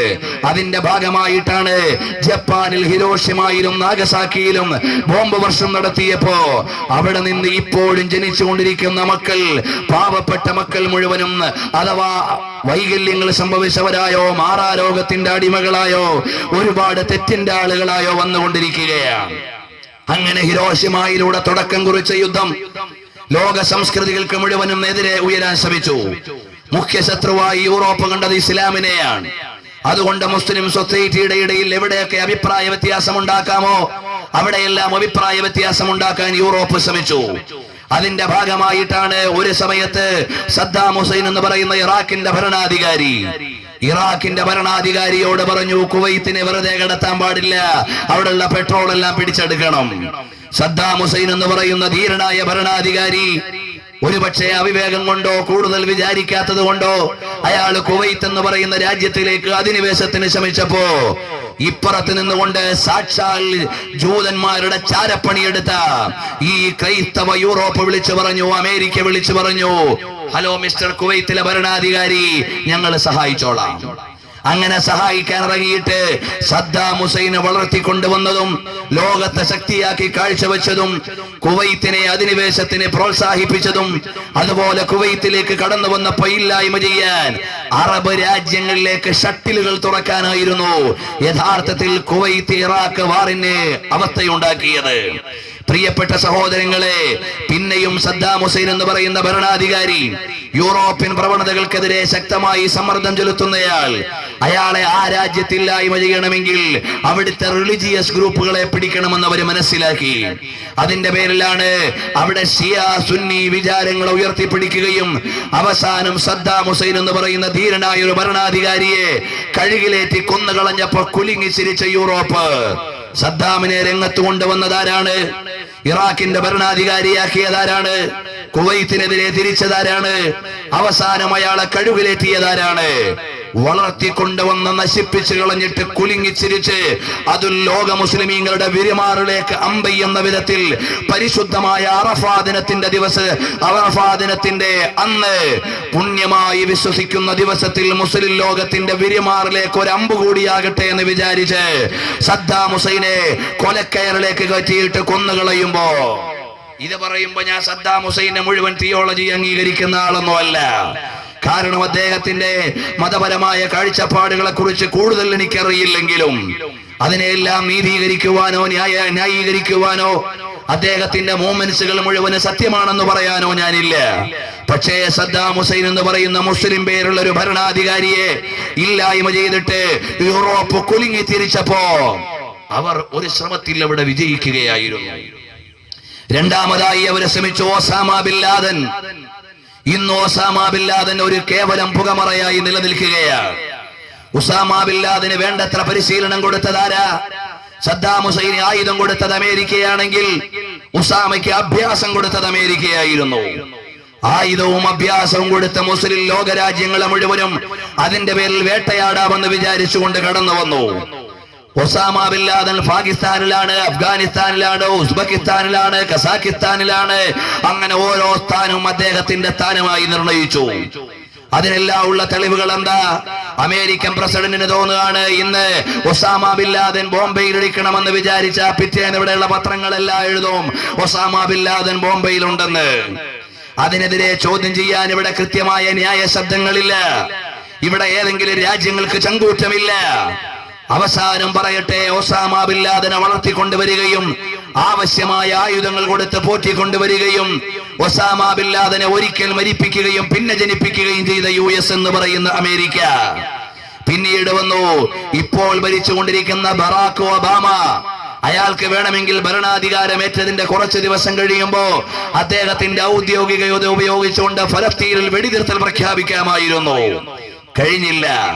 ഇറാഖിൽ നിന്ന് സൈന്യത്തെ പിൻവലിക്കാമായിരുന്നു. കഴിഞ്ഞില്ല. അഫ്ഗാനിസ്ഥാനിൽ നിന്ന് സൈന്യത്തെ പിൻവലിക്കാമായിരുന്നു. കഴിഞ്ഞില്ല. പ്രിയപ്പെട്ട സഹോദരങ്ങളെ, അതൊന്നും ചെയ്യാതെ വന്ന് ഇനി പാർലമെന്ററി മത്സരത്തിൽ അല്ലെങ്കിൽ അവിടുത്തെ ഡെമോക്രാറ്റിക് പാർട്ടിയുടെയും മറ്റുമുള്ള മത്സരത്തിൽ തന്റെ ഭൂരിപക്ഷം കുറയുകയും പത്രങ്ങൾ ഉയർത്തിപ്പിടിക്കുന്ന അംഗീകാരം കുറയുകയും വിചാരിച്ചപ്പോൾ അയാൾ ഒരു എപ്പിസോഡ് തയ്യാറാക്കി. ലോകം ഏറ്റവും കൂടുതൽ പേടിച്ചുകൊണ്ടിരിക്കുന്ന അല്ലെങ്കിൽ അമേരിക്കയാൽ സൃഷ്ടിക്കപ്പെട്ട ഒരു പ്രതീകം, അതിനെ അടിച്ചൊതുക്കണം. അവസാനം പാകിസ്ഥാൻ എന്ന് പറയുന്ന രാജ്യത്തെ അബട്ടാബാദിലെ അറകളിൽ അയാളെ വെടിവെച്ച് കൊന്നിട്ട് അറബിക്കടലിലേക്ക് വലിച്ചെറിഞ്ഞു എന്നാണ് അമേരിക്ക ആവശ്യപ്പെടുന്നത്. ഒസാമ ബിൻ ലാദൻ ജീവിച്ചിരുന്നിട്ടുണ്ടോ? ഇല്ലേ. ഏതൊക്കെ രാജ്യത്ത് കടന്നുപോയിട്ടുണ്ട്? ഇല്ല. ഇതെല്ലാം സംശയങ്ങളായി തന്നെ നിലനിൽക്കുന്ന ഒരു ലോകത്തേക്ക് ഞങ്ങൾ അയാളെ പിടിച്ച് ശരിയാക്കിയിട്ട് അത് അറബിക്കടലിലേക്ക് വലിച്ചെറിഞ്ഞു എന്നാണ് അവകാശപ്പെടുന്നത്. ഞാനൊരു കാര്യം ചോദിക്കട്ടെ, നമ്മളെല്ലാവരും ബുദ്ധിയും വിവേകവും വാർത്തകൾ വായിക്കുന്നവരുമാണ്. ഒരന്വേഷണം നാം നടത്തേണ്ടതുണ്ട്. അമേരിക്ക എന്ന് പറയുന്നത് UN അംഗീകരിച്ച ഒരു രാജ്യമാണ്. അതുപോലെ UN അംഗീകരിച്ച ഒരു രാജ്യമാണ് പാകിസ്ഥാൻ. അമേരിക്കയ്ക്കും ബ്രിട്ടനും ഫ്രാൻസിനും ഇന്ത്യക്കും അഫ്ഗാനിസ്ഥാനിനും പാകിസ്ഥാനിനും എല്ലാം UN ഭരണഘടനയും നിയമങ്ങളും ബാധകമാണ്. പാകിസ്ഥാൻ എന്ന് പറയുന്ന ഒരു സ്വതന്ത്ര രാജ്യം. ആ രാജ്യത്തിന്റെ പോലീസ് അറിഞ്ഞിട്ടില്ല, ആ രാജ്യത്തിന്റെ പട്ടാളം അറിഞ്ഞിട്ടില്ല, ആ രാജ്യത്തിന്റെ രഹസ്യാന്വേഷണ വിഭാഗം അറിഞ്ഞിട്ടില്ല, ആ രാജ്യത്തെ ഭരണകൂടം അറിഞ്ഞിട്ടില്ല, ആ രാജ്യത്ത് പ്രവർത്തിക്കുന്ന മറ്റ് രാഷ്ട്രങ്ങളുടെ പ്രതിനിധികൾ അറിഞ്ഞിട്ടില്ല. ഇതൊന്നുമില്ലാതെ അമേരിക്കക്കാരൻ അബട്ടാബാദിൽ പോയി ഒസാമ ബിൻ ലാദനെ പിടിച്ച് കശാപ്പ് ചെയ്തിട്ട് അറബിക്കടലിൽ വലിച്ചെറിഞ്ഞു എന്ന് പറയുമ്പോ UN-ന്റെ അധികാര മാപ്പുകൾ മുമ്പിൽ വെച്ചുകൊണ്ട് അമേരിക്ക അത് ചെയ്യാൻ പാടില്ലായിരുന്നു എന്ന് പറയാൻ എത്ര രാജ്യങ്ങൾ മുമ്പിൽ ഉണ്ടായിരുന്നു? എന്റെ ശബ്ദം കേൾക്കുന്നവർ വിലയിരുത്തണം. ഒരുപക്ഷെ എന്റെ ഈ ശബ്ദവും അമേരിക്കയിലേക്ക് ട്രാൻസ്ലേറ്റ് ചെയ്ത് കേൾക്കുന്നുണ്ടാകാം. കാരണം എന്താ? അമേരിക്കക്കാരന്റെ പൂർണ്ണമായ മേൽനേട്ടത്തിൽ ഉണ്ടാക്കിയ ഗൂഗിൾ മാപ്പിലൂടെ ഒരുപക്ഷെ ഈ പ്രസംഗിക്കുന്ന സ്പോട്ട് വരെ ഫോക്കസ് ചെയ്യാൻ കഴിയുന്ന സംവിധാനമുണ്ട്. എന്നാലും ഒരു വായനക്കാരനും ഒരു വിദ്യാർത്ഥിയും എന്ന നിലയിൽ ചില കാര്യങ്ങൾ ചോദിക്കേണ്ടതുണ്ടല്ലോ. അതുകൊണ്ട് ചോദിക്കുകയാണ്, ഒരു രാജ്യത്തിന്റെ ഉള്ളിൽ കയറിയിട്ട് മിലിറ്ററി അറ്റാക്ക് നടത്തിയിട്ട് ഇരയെപ്പോലും അറബിക്കടലിലേക്ക് വലിച്ചെറിഞ്ഞു എന്ന് പറയുന്ന ഒരു പ്രവണത, ഒസാമ ബിൻ ലാദൻ തീവ്രവാദിയും ഭീകരവാദിയാണെങ്കിൽ ഇല്ലാതെ ചെയ്യണം, അതിൽ യാതൊരു തർക്കവും ഇല്ല. ഒസാമ ബിൻ ലാദൻ രാജ്യത്തിനും ലോകത്തിനും ഭീഷണിയുമാണെങ്കിൽ ലോകത്തിന്റെ നിയമകോടതിയുടെ മുമ്പിലേക്ക് കൊണ്ടുവന്ന മാതൃകാപരമായി ശിക്ഷിക്കണമെന്നതിൽ ഒരാൾക്കും അഭിപ്രായ വ്യത്യാസമില്ല. പക്ഷേ ഒരു രാജ്യത്തിന്റെ സ്വാതന്ത്ര്യത്തിന്റെയും പരമാധികാരത്തിന്റെയും ഉള്ളിലേക്ക് കൈവെക്കുക എന്നത് മറ്റൊരു രാജ്യത്തിന് ആരാണ് അവകാശം കൊടുത്തത്? പക്ഷേ ഇത് ചോദിക്കാൻ ആരുമില്ല. ഇതിനെക്കുറിച്ച് വിലയിരുത്താൻ ഇവിടെ ആളുകളില്ല. ഫലസ്തീൻ എന്ന് പറയുന്ന ഒരു മുസ്ലിം രാജ്യത്തെ എപ്പോഴും വേദനിപ്പിച്ചുകൊണ്ടിരിക്കുന്ന ഇസ്രയേലും അതുപോലെ തന്നെ തൽപര കക്ഷികളുണ്ട്. ആരെങ്കിലും ഉണ്ടോ ആ രാജ്യത്തിന് വേണ്ടി കേഴാൻ? ആരെങ്കിലും ഉണ്ടോ ആ രാജ്യത്തിന് വേണ്ടി സമാധാനം പറയാൻ? ആരെങ്കിലും ഉണ്ടോ ആ രാജ്യത്തിലേക്ക് കടന്നു കയറി വരുന്ന ശക്തികളെ തടഞ്ഞു നിർത്താൻ? ഒരാൾക്കും കഴിയുന്നില്ല. അതുകൊണ്ട് പ്രിയപ്പെട്ട സഹോദരങ്ങളെ, പരിശുദ്ധമായ ഇസ്ലാമിനെ ദാർശനികമായും ഇസപരമായും തോൽപ്പിക്കുവാൻ കഴിയില്ല എന്ന് മനസ്സിലാക്കിയ യൂറോപ്പ് ഇസ്ലാമിക രാജ്യങ്ങളിൽ മുഴുവനും ഒരുപാട് അപകടങ്ങൾ സൃഷ്ടിച്ചുകൊണ്ടിരിക്കുകയാണ്. എന്റെ പ്രിയപ്പെട്ട സഹോദരങ്ങൾ മനസ്സിലാക്കേണ്ടത്, അതിനുവേണ്ടി അവരെവിടെയും ഉപയോഗിക്കുന്ന ആയുധം മുസ്ലിം ലോകത്തിന്റെ ഇടയിൽ അഭിപ്രായ വ്യത്യാസങ്ങൾ ഉണ്ടാക്കുക. അങ്ങനെയാണ് സാക്ഷാൽ സൗദി അറേബ്യയെ തകർക്കാൻ ആദർശപരമായി ഇല്ലായ്മ ചെയ്യാനും വഹാബിസത്തെ അവര് പടച്ചുവിട്ടത്. എന്റെ വാദമല്ല, confessions of a British boy എന്ന പുസ്തകത്തിലൂടെ അറിയാം. ഇന്ന് ലോക രാജ്യത്ത് എവിടെയൊക്കെ മുസ്ലിം രാജ്യങ്ങളിൽ തലവേദനയുണ്ടോ ആ ഒരൊറ്റ രാജ്യത്തും പാരമ്പര്യ അഹ്ലുസ് സുന്നത്തി വൽ ജമാഅത്തിന്റെ സംഘടനകളാൽ ആ രാജ്യത്തിന് തലവേദനയില്ല. കേവലം കാരാളിമുക്കിന്റെ ഇട്ടാവട്ടത്തിൽ കിടക്കുന്ന 4 പിള്ളേർക്ക് ചിലപ്പോ വിഷയം മനസ്സിലാവൂല. ലോക രാജ്യങ്ങളിൽ മുഴുവനും ഈജിപ്തിൽ ആരാണ് ഏറ്റവും കൂടുതൽ രാജ്യത്തിന് തലവേദന സൃഷ്ടിച്ചത്? അവിടെയുള്ള ബ്രദർഹുഡ് ആരുമായി ബന്ധപ്പെട്ടതാണ്? സാക്ഷാൽ വഹാബിസത്തിന്റെ അച്ചാരം പറ്റി ജീവിക്കുന്ന ബ്രദർഹുഡ് ആ രാജ്യത്തിന് മുഴുവനും തലവേദനയായി മാറിയില്ലേ? ഇവിടെ ഒരുപാട് ഈജിപ്തിന്റെ സ്വാതന്ത്ര്യത്തിന് വേണ്ടി ഒലക്ക നിരത്തിയ പത്രങ്ങൾ ഇവിടെ. അവർക്ക് ലോക രാഷ്ട്രീയത്തിന്റെ ABCD അറിയുമോ? ഇസ്ലാമികമായ കാഴ്ചപ്പാടിലൂടെ വായിക്കാൻ അവര് തയ്യാറായിട്ടില്ല. പല മുസ്ലിം പത്രങ്ങൾ പോലും ബ്രദർഹുഡിന് പൂമാലയിടാൻ ഓടി നടന്നതാണ്. പാരമ്പര്യ ഇസ്ലാമിന്റെ പറുദീസയിലൂടെ മുന്നോട്ട് പോയൊരു പ്രസ്ഥാനം രാജ്യത്തെ നശിപ്പിക്കാൻ അവിടെ ശ്രമിച്ചിട്ടില്ല. ഒരു മുസ്ലിം രാജ്യത്തെ ശിഥിലമാക്കുമ്പോ യൂറോപ്പിന്റെ പാർലമെന്റുകളിൽ കുലുങ്ങിച്ചിരിക്കുന്ന പടിഞ്ഞാറന്മാരുണ്ട്. അത് ചിന്തിക്കാൻ പാകിസ്ഥാനിലെ അല്ലെങ്കിൽ തുർക്കിയിലെ അല്ലെങ്കിൽ ഈജിപ്തിലെ ഗവൺമെന്റിനെതിരെ രൂപപ്പെട്ടവർക്ക്, മുദ്രാവാക്യം വിളിച്ചവർക്ക് മനസ്സിലായില്ല. അതുപോലെ തന്നെ നിങ്ങൾ നോക്കൂ, ബഹ്റൈൻ എന്ന് പറയുന്ന രാജ്യത്ത് ആരാണ് അവിടെ തലവേദന ഉണ്ടാക്കുന്നത്? അവിടെ പാരമ്പര്യ അഹ്ലുസ് സുന്നത്തി വൽ ജമാഅത്തിന്റെ ആശയങ്ങൾ അംഗീകരിക്കുന്നവരാണ്, അല്ലെങ്കിൽ സുന്നികളാണ് അവിടെ ഭരണം നടത്തിക്കൊണ്ടിരിക്കുന്നത്.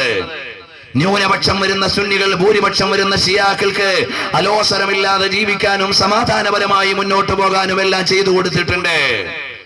അവിടെ ഈജിപ്തിൽ കണ്ട വിപ്ലവത്തിനെ പിന്തുണച്ചുകൊണ്ടാണ് ബഹ്റൈനിലെ ഷിയാക്കൾ വിപ്ലവം തുടങ്ങിയത്.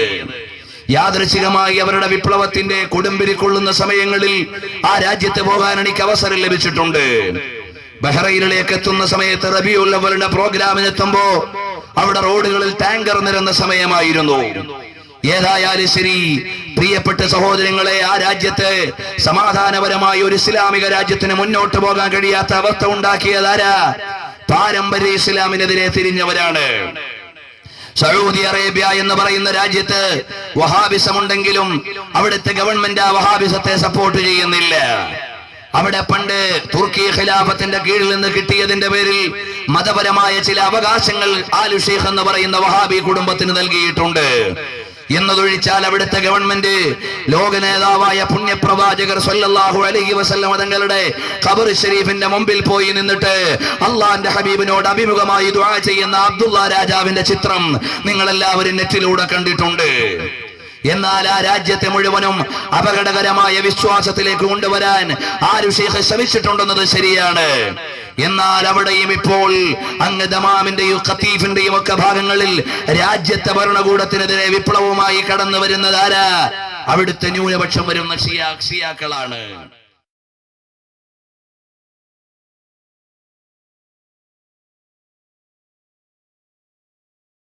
സൗദി അറേബ്യ എന്ന സന്തുലിതമായി മുന്നോട്ട് പോകുന്ന ഒരു രാജ്യത്തിനെതിരെ, കുവൈത്ത് എന്ന് പറയുന്ന രാജ്യത്തിനെതിരെ ലോക ഇസ്ലാമിക രാഷ്ട്രങ്ങളിൽ മുഴുവനും സിറിയയുടെ ഗവൺമെന്റ് ആരുടെ പേരിലാണ് ഇന്ന് അരക്ഷിതാവസ്ഥയും ഒരുപാട് പിഞ്ചോമന മക്കളും നശിച്ചുകൊണ്ടിരിക്കുന്നത്? യമൻ എന്ന് പറയുന്ന ഇസ്ലാമിക പാരമ്പര്യമുള്ള രാജ്യം, ആ യമൻ എന്ന് പറയുന്ന ഇസ്ലാമിക രാജ്യത്ത് ഇന്ന് ഒരുപാട് അനിശ്ചിതത്വങ്ങളും അധികാരമില്ലായ്മയും നിലനിൽക്കുന്നുണ്ട്. ആരാണ് ആ രാജ്യത്തെ ഗവൺമെന്റിനെതിരെ തിരിഞ്ഞത്? പാരമ്പര്യപരമായ ഇസ്ലാമിന്റെ വഴിയിലൂടെ വന്നവരല്ല, മറിച്ച് പരിഷ്കൃതമായ വിശ്വാസങ്ങളുമായി കേവലം താൽക്കാലികമായ ജിഹാദി മൂവ്മെന്റുമായി കടന്നു വന്ന ചില ആളുകളാ. ചില ചെറുപ്പക്കാർക്ക് അറിഞ്ഞുകൂടാ ഈ ജിഹാദ് എന്താ, ചില ചെറുപ്പക്കാർക്ക് അറിഞ്ഞുകൂടാ ഈ ജിഹാദി മൂവ്മെന്റ് എന്താ. അങ്ങനെ ഇസ്ലാമിനെ പുകമറയിട്ട് തെറ്റിദ്ധരിപ്പിക്കാൻ ഏറ്റവും കൂടുതൽ വകുപ്പൊരുക്കിയത് തെറ്റിദ്ധരിപ്പിക്കപ്പെട്ട ജിഹാദി മൂവ്മെന്റിന്റെ ആളുകളാണ്. അതിനുവേണ്ടി ലോകത്തെ ഏറ്റവും കൂടുതൽ വഴിയൊരുക്കിയതാരാ? ഒന്ന് മുഹമ്മദ് ബിൻ അബ്ദുൽ വഹാബും, ഒന്ന് അബുൽ അല മൗദൂദിയും, അതുപോലെ തന്നെ ഹസനുൽ ബന്നെ പോലെയുള്ള ആളുകളുമാണ്. അതിനെക്കുറിച്ച് ഞാൻ സ്വതന്ത്രമായി പ്രസംഗം നടത്തിയിട്ടുണ്ട്. ഇപ്പോൾ ഞാൻ അതിലേക്ക് പോകുന്നില്ല. അബുൽ അല മൗദൂദിയും അതുപോലെ തന്നെ മുഹമ്മദ് ബിൻ അബ്ദുൽ വഹാബും പോലെയുള്ള വഹാബി പ്രസ്ഥാനത്തിന്റെയും ജമാഅത്തെ ഇസ്ലാമിയുടെയും ആളുകളാണ് ലോകതലത്തിൽ ഇസ്ലാമിനെ ഒരു ജിഹാദി മൂവ്മെന്റായി തെറ്റിദ്ധരിപ്പിക്കുന്നതിൽ ഏറ്റവും കൂടുതൽ വഴിവെച്ചു കൊടുത്തത്. അവരുടെ പരിഭാഷകൾ, അവരുടെ ലേഖനങ്ങൾ, അവരുടെ ഹുക്കൂമത്തെ ഇലാഹിവാദങ്ങൾ, അവരുടെ ദൈവരാജ്യ സിദ്ധാന്തങ്ങൾ ഇതായിരുന്നു. അങ്ങനെ ലോക രാജ്യങ്ങൾ മുഴുവനും, മുസ്ലിം രാജ്യങ്ങൾ മുഴുവനും മറ്റു രാജ്യങ്ങളുടെ മുമ്പിൽ തലപ്പാവ് കണ്ടാലും ദാടി കണ്ടാലും ഇത് തീവ്രവാദിയാണോ എന്ന് ചിന്തിക്കുന്ന അവസ്ഥയിലേക്ക് ലോക രാഷ്ട്ര വിചാരങ്ങളെ മാറ്റിസ്ഥാപിക്കുന്നതിൽ ഇത്തരം ചില ജിഹാദി പേനകളും മൂവ്മെന്റുകളുമാണ് വഴിയൊരുക്കിയിട്ടുള്ളത്. പക്ഷേയോ, but there is no doubt that the thing you said are the words of Allah. എനിക്ക് അറബി അറിയില്ലെങ്കിലും ഹലോ മിസ്റ്റർ ഡോക്ടർ വലീദ് ഫാത്തിഹി, നിങ്ങൾ അറബിയിൽ ഓതിയ ആ വാചകങ്ങൾ, അതിന്റെ മീനിങ് എനിക്കറിയില്ല. I don't know the Arabic language, Arabic ഭാഷ എനിക്കറിയില്ല. പക്ഷേ എനിക്കൊരു കാര്യം അറിയാം, നിങ്ങൾ പറഞ്ഞത് മുഴുവനും ദൈവത്തിന്റെ വചനങ്ങളാണ്. As she left the church weeping, a woman put a piece of paper. അതാ ഒരു സഹോദരി അവിടുന്ന് കരഞ്ഞുകൊണ്ട് ഇറങ്ങിപ്പോയി. എന്നിട്ട് അവർ ഒരു പേപ്പർ എനിക്ക് ഇങ്ങോട്ട് ഇട്ടു തന്നു. ആ പേപ്പറിൽ അവർ എഴുതിയിരുന്നത് എന്താണെന്ന് അറിയുമോ? ഒരിക്കലും നിങ്ങൾ ഞങ്ങളെപ്പോലെയല്ല, നിങ്ങൾ ഞങ്ങളെക്കാൾ ഉന്നതരാണ് എന്നെഴുതിയൊരു പേപ്പർ എനിക്ക് തന്നിട്ട് പോയി.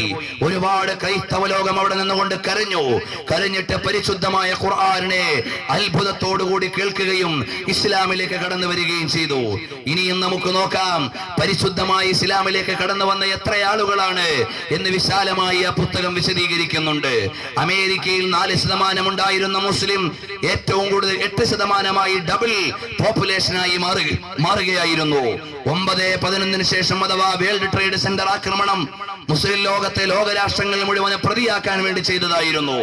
9/11 കണ്ടപ്പോ മുസ്ലിമീങ്ങളെ ഒന്നുകൂടി പ്രതിയാക്കാൻ ബോംബെ കലാപത്തിനും അതുപോലെ ഒരു കോഡുണ്ടാക്കി നമ്മുടെ രാജ്യത്തെ ചില പത്രങ്ങൾ. അതിലേക്കൊന്നും ഞാൻ ഇപ്പൊ പോകുന്നില്ല. ഏതായാലും ശരി, ലോക രാഷ്ട്രങ്ങളിൽ മുഴുവനും ഇസ്ലാമിനെ തെറ്റിദ്ധരിപ്പിക്കാൻ വേണ്ടി എവിടെയൊക്കെ ഊടും പാവും നെയ്തിട്ടുണ്ടോ അവിടെയെല്ലാം ഒരുപാട് ആളുകൾ ഇസ്ലാമിലേക്ക് കടന്നു വരികയായിരുന്നു. അവരെല്ലാവരും ഇസ്ലാമിലേക്ക് കടന്നു വന്നിട്ടോ, one Dutch Islamic centre claims 10-fold increase, 10 ഇരട്ടി മുസ്ലിം മുസ്ലിമീങ്ങളാണ് പിന്നെ പുതുതായി ഉണ്ടായത് എന്ന് യൂറോപ്പിലെ അഥവാ ബ്രിട്ടനിലെ ഒരു സഭ അവകാശപ്പെടുകയാണ്. അവരെല്ലാം 10 ഇരട്ടിയായി മുസ്ലിമീങ്ങൾ ആ പ്രദേശത്ത് കടന്നു വരികയായിരുന്നു. മാത്രമല്ല, I recently asked a Muslim acquaintance how many Americans he has, how many Americans, എത്ര അമേരിക്കക്കാരാണ് ഇപ്പോൾ ഇസ്ലാമിലേക്ക് വന്നത്. He has witnessed convert to Islam in just the past year. He explained that he has personally participated in at least 100 conversion ceremonies. ചുരുങ്ങിയത് ഒരു മുസ്ലിമിനോട്, പുതു മുസ്ലിമിനോട് ചോദിക്കുകയാണ്, ഇപ്പൊ അമേരിക്കയിൽ എത്ര പേരാ അടുത്ത് ഇസ്ലാമിലേക്ക് വന്നത്? അപ്പൊ അദ്ദേഹം പറഞ്ഞു, 100 പേര് ഇസ്ലാമാകുന്ന രംഗം എനിക്ക് നേരിട്ട് സാക്ഷിയാകാൻ കഴിഞ്ഞിട്ടുണ്ട്. ഇതുപോലെ കൃത്യമായി ലോക ജേണലുകൾ മുമ്പിൽ വെച്ചുകൊണ്ട് സംസാരിക്കുമ്പോ എവിടെയൊക്കെ ഇസ്ലാമിനെ ആദർശപരമായി തോൽപ്പിക്കാൻ പറ്റാത്തതിന്റെ പേരിൽ ആയുധമെടുത്തുകൊണ്ട് ഇസ്ലാമിനെതിരെ ഇറങ്ങിയിട്ടുണ്ടോ അവിടെയെല്ലാം വിശുദ്ധമായ ഇസ്ലാമിനെ അഭിമാനത്തോടെ മുന്നേറാനും വിലാസമുണ്ടാക്കാനുമാണ് സാധിച്ചിട്ടുള്ളത്. അപ്പോഴാണ് അമേരിക്ക ശ്രമിക്കുന്നത്, ബ്രിട്ടൻ ശ്രമിക്കുന്നത്, അതുപോലുള്ള രാജ്യങ്ങൾ ശ്രമിക്കുന്നത് മുസ്ലിമീങ്ങളെ എങ്ങനെയെങ്കിലും ക്ലാസിഫൈ ചെയ്യണം, മുസ്ലിമീങ്ങളെ എങ്ങനെ രണ്ടാക്കണം. പ്രിയപ്പെട്ട സഹോദരങ്ങളെ, ഇവിടെയുള്ള മുസ്ലിം സംഘടനകൾക്ക് ഒരുപാട് ദൗത്യങ്ങളുണ്ട്. ഏതെങ്കിലും സംഘടനകൾ നല്ല കാര്യങ്ങൾ ചെയ്യുമ്പോൾ അതിനെതിരെ തിരിയുകയല്ല, മറിച്ച് സ്വന്തമായി നല്ല കാര്യം ചെയ്യാൻ ശ്രമിക്കണം. ബഹുമാനപ്പെട്ട ഖമറുൽ ഉലമാ കാന്തപുരം AP ഉസ്താദ് അവർകൾ, SYSന്റെ അനിഷേധ്യരായ നേതാവ്, കാന്തപുരത്തെ തോൽപ്പിക്കുവാൻ ആരെങ്കിലും ശ്രമിക്കുന്നുണ്ടെങ്കിൽ അവർ ചെയ്യേണ്ട കാര്യം എന്താണ്? കാന്തപുരം ചെയ്യുന്നതിനേക്കാൾ കൂടുതൽ സേവനങ്ങൾ ചെയ്തു കൊടുക്കണം. അവിടെയാണ് തോൽപ്പിക്കൽ ഉണ്ടാവുക. ഇവിടെ ഏതെങ്കിലും ഒരു പ്രസ്ഥാനത്തെ അടച്ചേക്ഷേപിക്കാനല്ല, ആദർശപരമായി എതിരുള്ള മുഴുവൻ ആളുകളെയും പ്രാമാണികമായി ഗണ്ണിക്കാൻ ശൈഖുന കാന്തപുരം ഉസ്താദ് ലോകത്തെവിടെയും തയ്യാറായിട്ടുണ്ട്. കേവലമായ ഒരു സംഘടനാപരമായ സങ്കുചിതത്വത്തിലല്ല കാന്തപുരം ഉസ്താദ് അവർ മുന്നോട്ട് പോകുന്നത്. പക്ഷേ ആദർശപരമായ വീര്യതയിൽ നിന്നുകൊണ്ട് 10,000-കണക്കിന് അനാഥ മക്കളെ സംരക്ഷിക്കുന്ന മഹാനായ ഒരു പണ്ഡിതൻ. മാത്രമല്ല, ലോകരാഷ്ട്രങ്ങൾ മുഴുവനും വിലാസം നേടി മുന്നോട്ട് പോകുന്നവർ. കാരാളിമുക്കിന്റെ ഇട്ടാവട്ടത്തിൽ നിന്ന് കാന്തപുരം ഉസ്താദിനെ വായിക്കാൻ ശ്രമിക്കാതെ മോനെ വെസ്റ്റ് ബംഗാളിലേക്ക് പോയി നോക്കൂ. കാന്തപുരം ഉസ്താദ് ഉണ്ടാക്കിയ ദശക്കണക്കിന് പള്ളികൾ മിനാരമുയർത്തി മാനത്തിന് ചുംബനം കൊടുത്ത് നിൽക്കുന്നുണ്ട്. ബോംബെയിലേക്ക് പോയി നോക്കൂ, മീരാ റോഡിൽ ബഹുമാനപ്പെട്ട കാന്തപുരം ഉസ്താദിന്റെ അധ്യക്ഷതയിലുള്ള സ്ഥാപനം നടക്കുന്നുണ്ട്. അതുപോലെ തന്നെ ബാംഗ്ലൂരിലേക്ക് പോയി നോക്കൂ, 10ഓളം ഹോസ്റ്റലുകളിൽ നമ്മുടെ പ്രസ്ഥാനത്തിന്റെ നേതൃത്വത്തിൽ ദീനീയായ ശിക്ഷണത്തോടെ അവിടുത്തെ യൂണിവേഴ്സിറ്റികളിൽ പഠിക്കുകയും ഉന്നത കാര്യാലയങ്ങളിൽ ജോലി ചെയ്യുന്നവരുണ്ട്. കാരാളിമുക്കിന്റെ ഇട്ടാവട്ടത്തിൽ നിന്ന് മതാധ്യക്ഷതയുടെ മേൽനോട്ടം അവകാശപ്പെടുന്നവർക്ക് ഇതിന്റെ കാമാന്ന് ഏതെങ്കിലും ഒരു അക്ഷരം പറയാൻ അവരുടെ പ്രസ്ഥാനത്തിന്റെ നേതാക്കന്മാർക്ക് കഴിയോ? ബഹുമാനപ്പെട്ട ഖമറുൽ ഉലമാ കാന്തപുരം ഉസ്താദ് അവർകൾ അമേരിക്കയിലും ഈജിപ്തിലും സിറിയയിലും മൊറോക്കോയിലും അതുപോലെയുള്ള രാജ്യങ്ങളിലും ആഫ്രിക്കൻ, ഏഷ്യൻ, അറബ് രാജ്യങ്ങളിലെല്ലാം ഉസ്താദ് പോയി. എവിടെങ്കിലും പോയി ഒരു സിനിമാ നടിയുടെ കൂടെ പോയിരുന്നോ? ഇസ്ലാമിക സംസ്കാരത്തിനെതിരായ വൃത്തികെട്ട ഏതെങ്കിലും സംസ്കാരത്തിലേക്ക് പോയോ? പോയില്ല.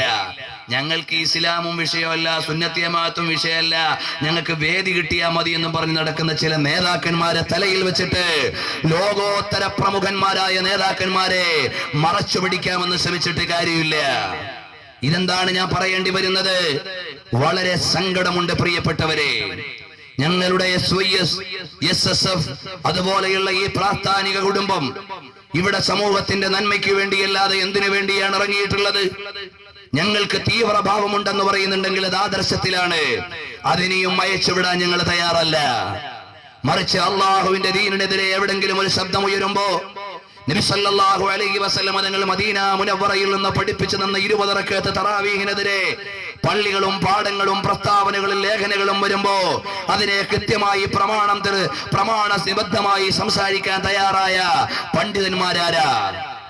മാത്രമല്ല, ഖമറുൽ ഉലമാ കാന്തപുരം ഉസ്താദ് അവர்கள் ഇവിടെയുള്ള ഇസ്ലാമിക സംസ്കാരത്തെ സംരക്ഷിക്കുവാനാണ് ശ്രമിച്ചത്. ചില ആളുകൾ മദ്രസയിലെ മതപാഠ പുസ്തകങ്ങൾ പോലും മലയാളത്തിലേക്ക് മാറ്റിയിട്ട് കേവലം ഒരു സ്ഥാപനത്തിന്, കേരളത്തിന്റെ തെക്കൻ ജില്ലയിലുള്ള ഒരു സ്ഥാപനത്തിന്റെ ശിലാസ്ഥാപനം ഏത് കൊല്ലം നടന്നു എന്ന ഒരു മദ്രസയിലുള്ള മലയാള ബുക്കിലെ അഭ്യാസത്തിൽ പഠിക്കേണ്ടത്. അതേ സമയത്ത് ഞങ്ങളുടെ ഉലമാക്കൾ അങ്ങനല്ല. 25ഓളം അറബി ഗ്രന്ഥങ്ങൾ ലോക ഇസ്ലാമിക സാഹിത്യത്തിന് സമ്മാനിച്ചു ഖമറുൽ ഉലമാ കാന്തപുരം ഉസ്താദ് അവറുകൾ. അതുപോലെ തന്നെ നെല്ലിക്കുത്ത് ഇസ്മായിൽ ഉസ്താദ് അവറുകൾ. ലോക പ്രസിദ്ധമായി തന്നെ ശാഫിഈ പണ്ഡിതന്മാർ മിഷ്കാത്തുൽ മസാബിഹിന് എഴുതിയ പ്രമുഖമായ ശറഹുകളിൽ ഒന്നായി, വ്യാഖ്യാനങ്ങളിൽ ഒന്നായി നെല്ലിക്കുത്ത് ഉസ്താദ് അവറുകളുടെ മിർആത്തുൽ മഫാത്തിഹ് എന്ന ഗ്രന്ഥം 8 വാള്യമുള്ള ഗ്രന്ഥമാണ്. ദർസുകളിൽ ഓടി പഠിക്കുന്ന മിഷ്കാത്തുൽ മസാബിഹ് എന്ന ലോക പ്രസിദ്ധമായ ഹദീസ് ഗ്രന്ഥത്തിന്റെ വ്യാഖ്യാനമാണ്. നിങ്ങൾ യമനിലേക്ക് പോയി നോക്കൂ, അവിടുത്തെ ലൈബ്രറിയിൽ മിർആത്തുൽ മഫാത്തിഹ് കാണാം. അതുപോലെ ബഹുമാനപ്പെട്ട കോടമ്പുഴ ബാബ ഉസ്താദ് അവറുകൾ എഴുതിയ ഗ്രന്ഥങ്ങൾ പ്രസിദ്ധീകരിക്കുന്നത് കോഴിക്കോടുന്നോ കേരളത്തിൽ നിന്നോ മാത്രമല്ല, മറിച്ച് എവിടെ നിന്നാണെന്നറിയുമോ? ഈജിപ്തിലെ ദാറുൽ ബശായിർ ബഹുമാനപ്പെട്ട ഉസ്താദ് അവറുകളുടെ പുസ്തകം കിതാബുകൾ പ്രസിദ്ധീകരിച്ചിട്ടുണ്ട്. സയ്യിദുൽ ബശർ എന്ന ഗ്രന്ഥം. അതുപോലെ തന്നെ അബുൽ ബശർ എന്ന് പറയുന്ന ഗ്രന്ഥം യുഎഇയിലെ ഔഖാഫിന്റെ അംഗീകാരത്തോടെ അവിടെ പ്രസിദ്ധീകരിച്ചിട്ടുണ്ട്. ഇൻഷാ അല്ലാഹ് ലോക പ്രസിദ്ധ പ്രസാധകന്മാർ നമ്മുടെ ഉസ്താദുമാരുടെ രചനകൾ ഏറ്റെടുത്ത് പ്രസിദ്ധീകരിച്ചു കൊണ്ടിരിക്കുകയാണ്.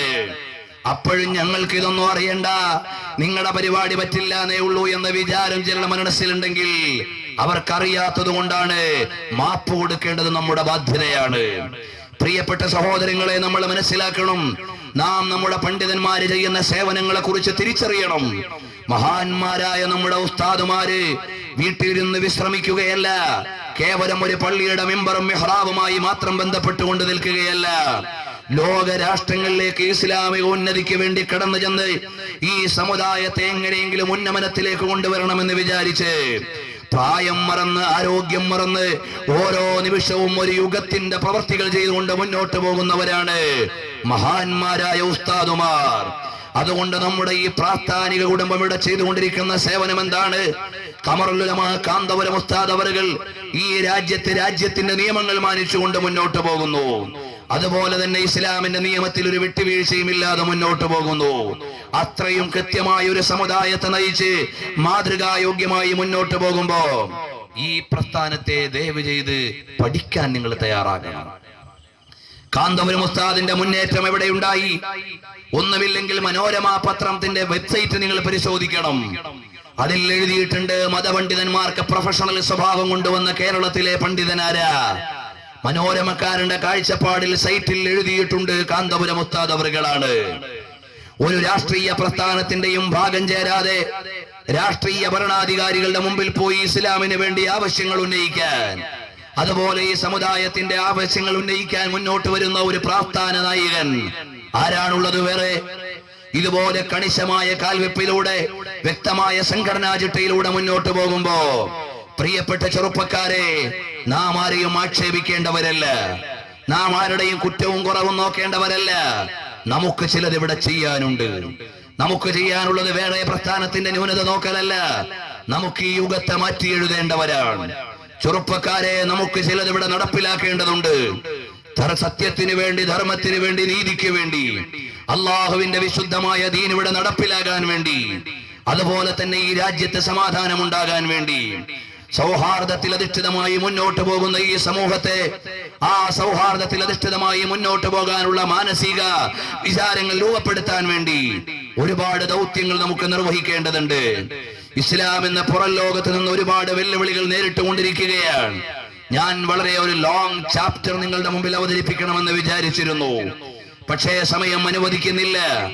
അതുകൊണ്ട് ലോക രാഷ്ട്രങ്ങളുടെ മുഴുവനും ചലനങ്ങൾ പരിശുദ്ധമായ ഇസ്ലാമിക് തിയോളജിയെ ഇല്ലായ്മ ചെയ്യാൻ ആദർശപരമായി മുന്നോട്ട് വന്നപ്പോൾ പരാജയപ്പെട്ടു. യഥാർത്ഥത്തിൽ മുസ്ലിം ചെറുപ്പക്കാര് മനസ്സിലാക്കേണ്ടത് അതാ പരിശുദ്ധമായ ഇസ്ലാം പഠിപ്പിച്ചു, കൊച്ചുകുട്ടികളാണെങ്കിലും അവർക്ക് വകതിരിവായാൽ ആൺകുട്ടിയെയും പെൺകുട്ടിയെയും ഒരു വിരിപ്പിന്റെ ഉള്ളിൽ ഉറങ്ങാൻ അനുവദിക്കരുത്. ഇസ്ലാം പറഞ്ഞ നിയമം എത്ര മനോഹരമാണ്. UKG-കാരിയും LKG-കാരിയും ഒക്കെ പീഡിപ്പിക്കപ്പെടുമ്പോഴാണ് ഇസ്ലാമിന്റെ നിയമത്തിന്റെ മൂല്യം അറിയേണ്ടത്. അച്ഛൻ കണ്ടുകൊണ്ടിരുന്ന നീല ഫിലിമുകളിൽ നിന്ന് പ്രചോദനം ഉൾക്കൊണ്ടാണ് 10 വയസ്സുകാരൻ തോന്നിവാസത്തിനിറങ്ങിയതെങ്കിൽ വീട്ടിലേത് ധാർമ്മികമായ ചുറ്റുപാടാണ് കാത്തു സൂക്ഷിക്കേണ്ടതെന്ന് മദീനയിലെ രാജാവ് ലോകൈക ഗുരുവായ മുഹമ്മദുർ റസൂലുള്ളാഹ് സ്വല്ലല്ലാഹു അലൈഹി വസല്ലം തങ്ങൾ പഠിപ്പിച്ചു തന്നിട്ടുണ്ട്. അവിടെ നിന്ന് നമുക്ക് വായിക്കാവുന്നതാണ്.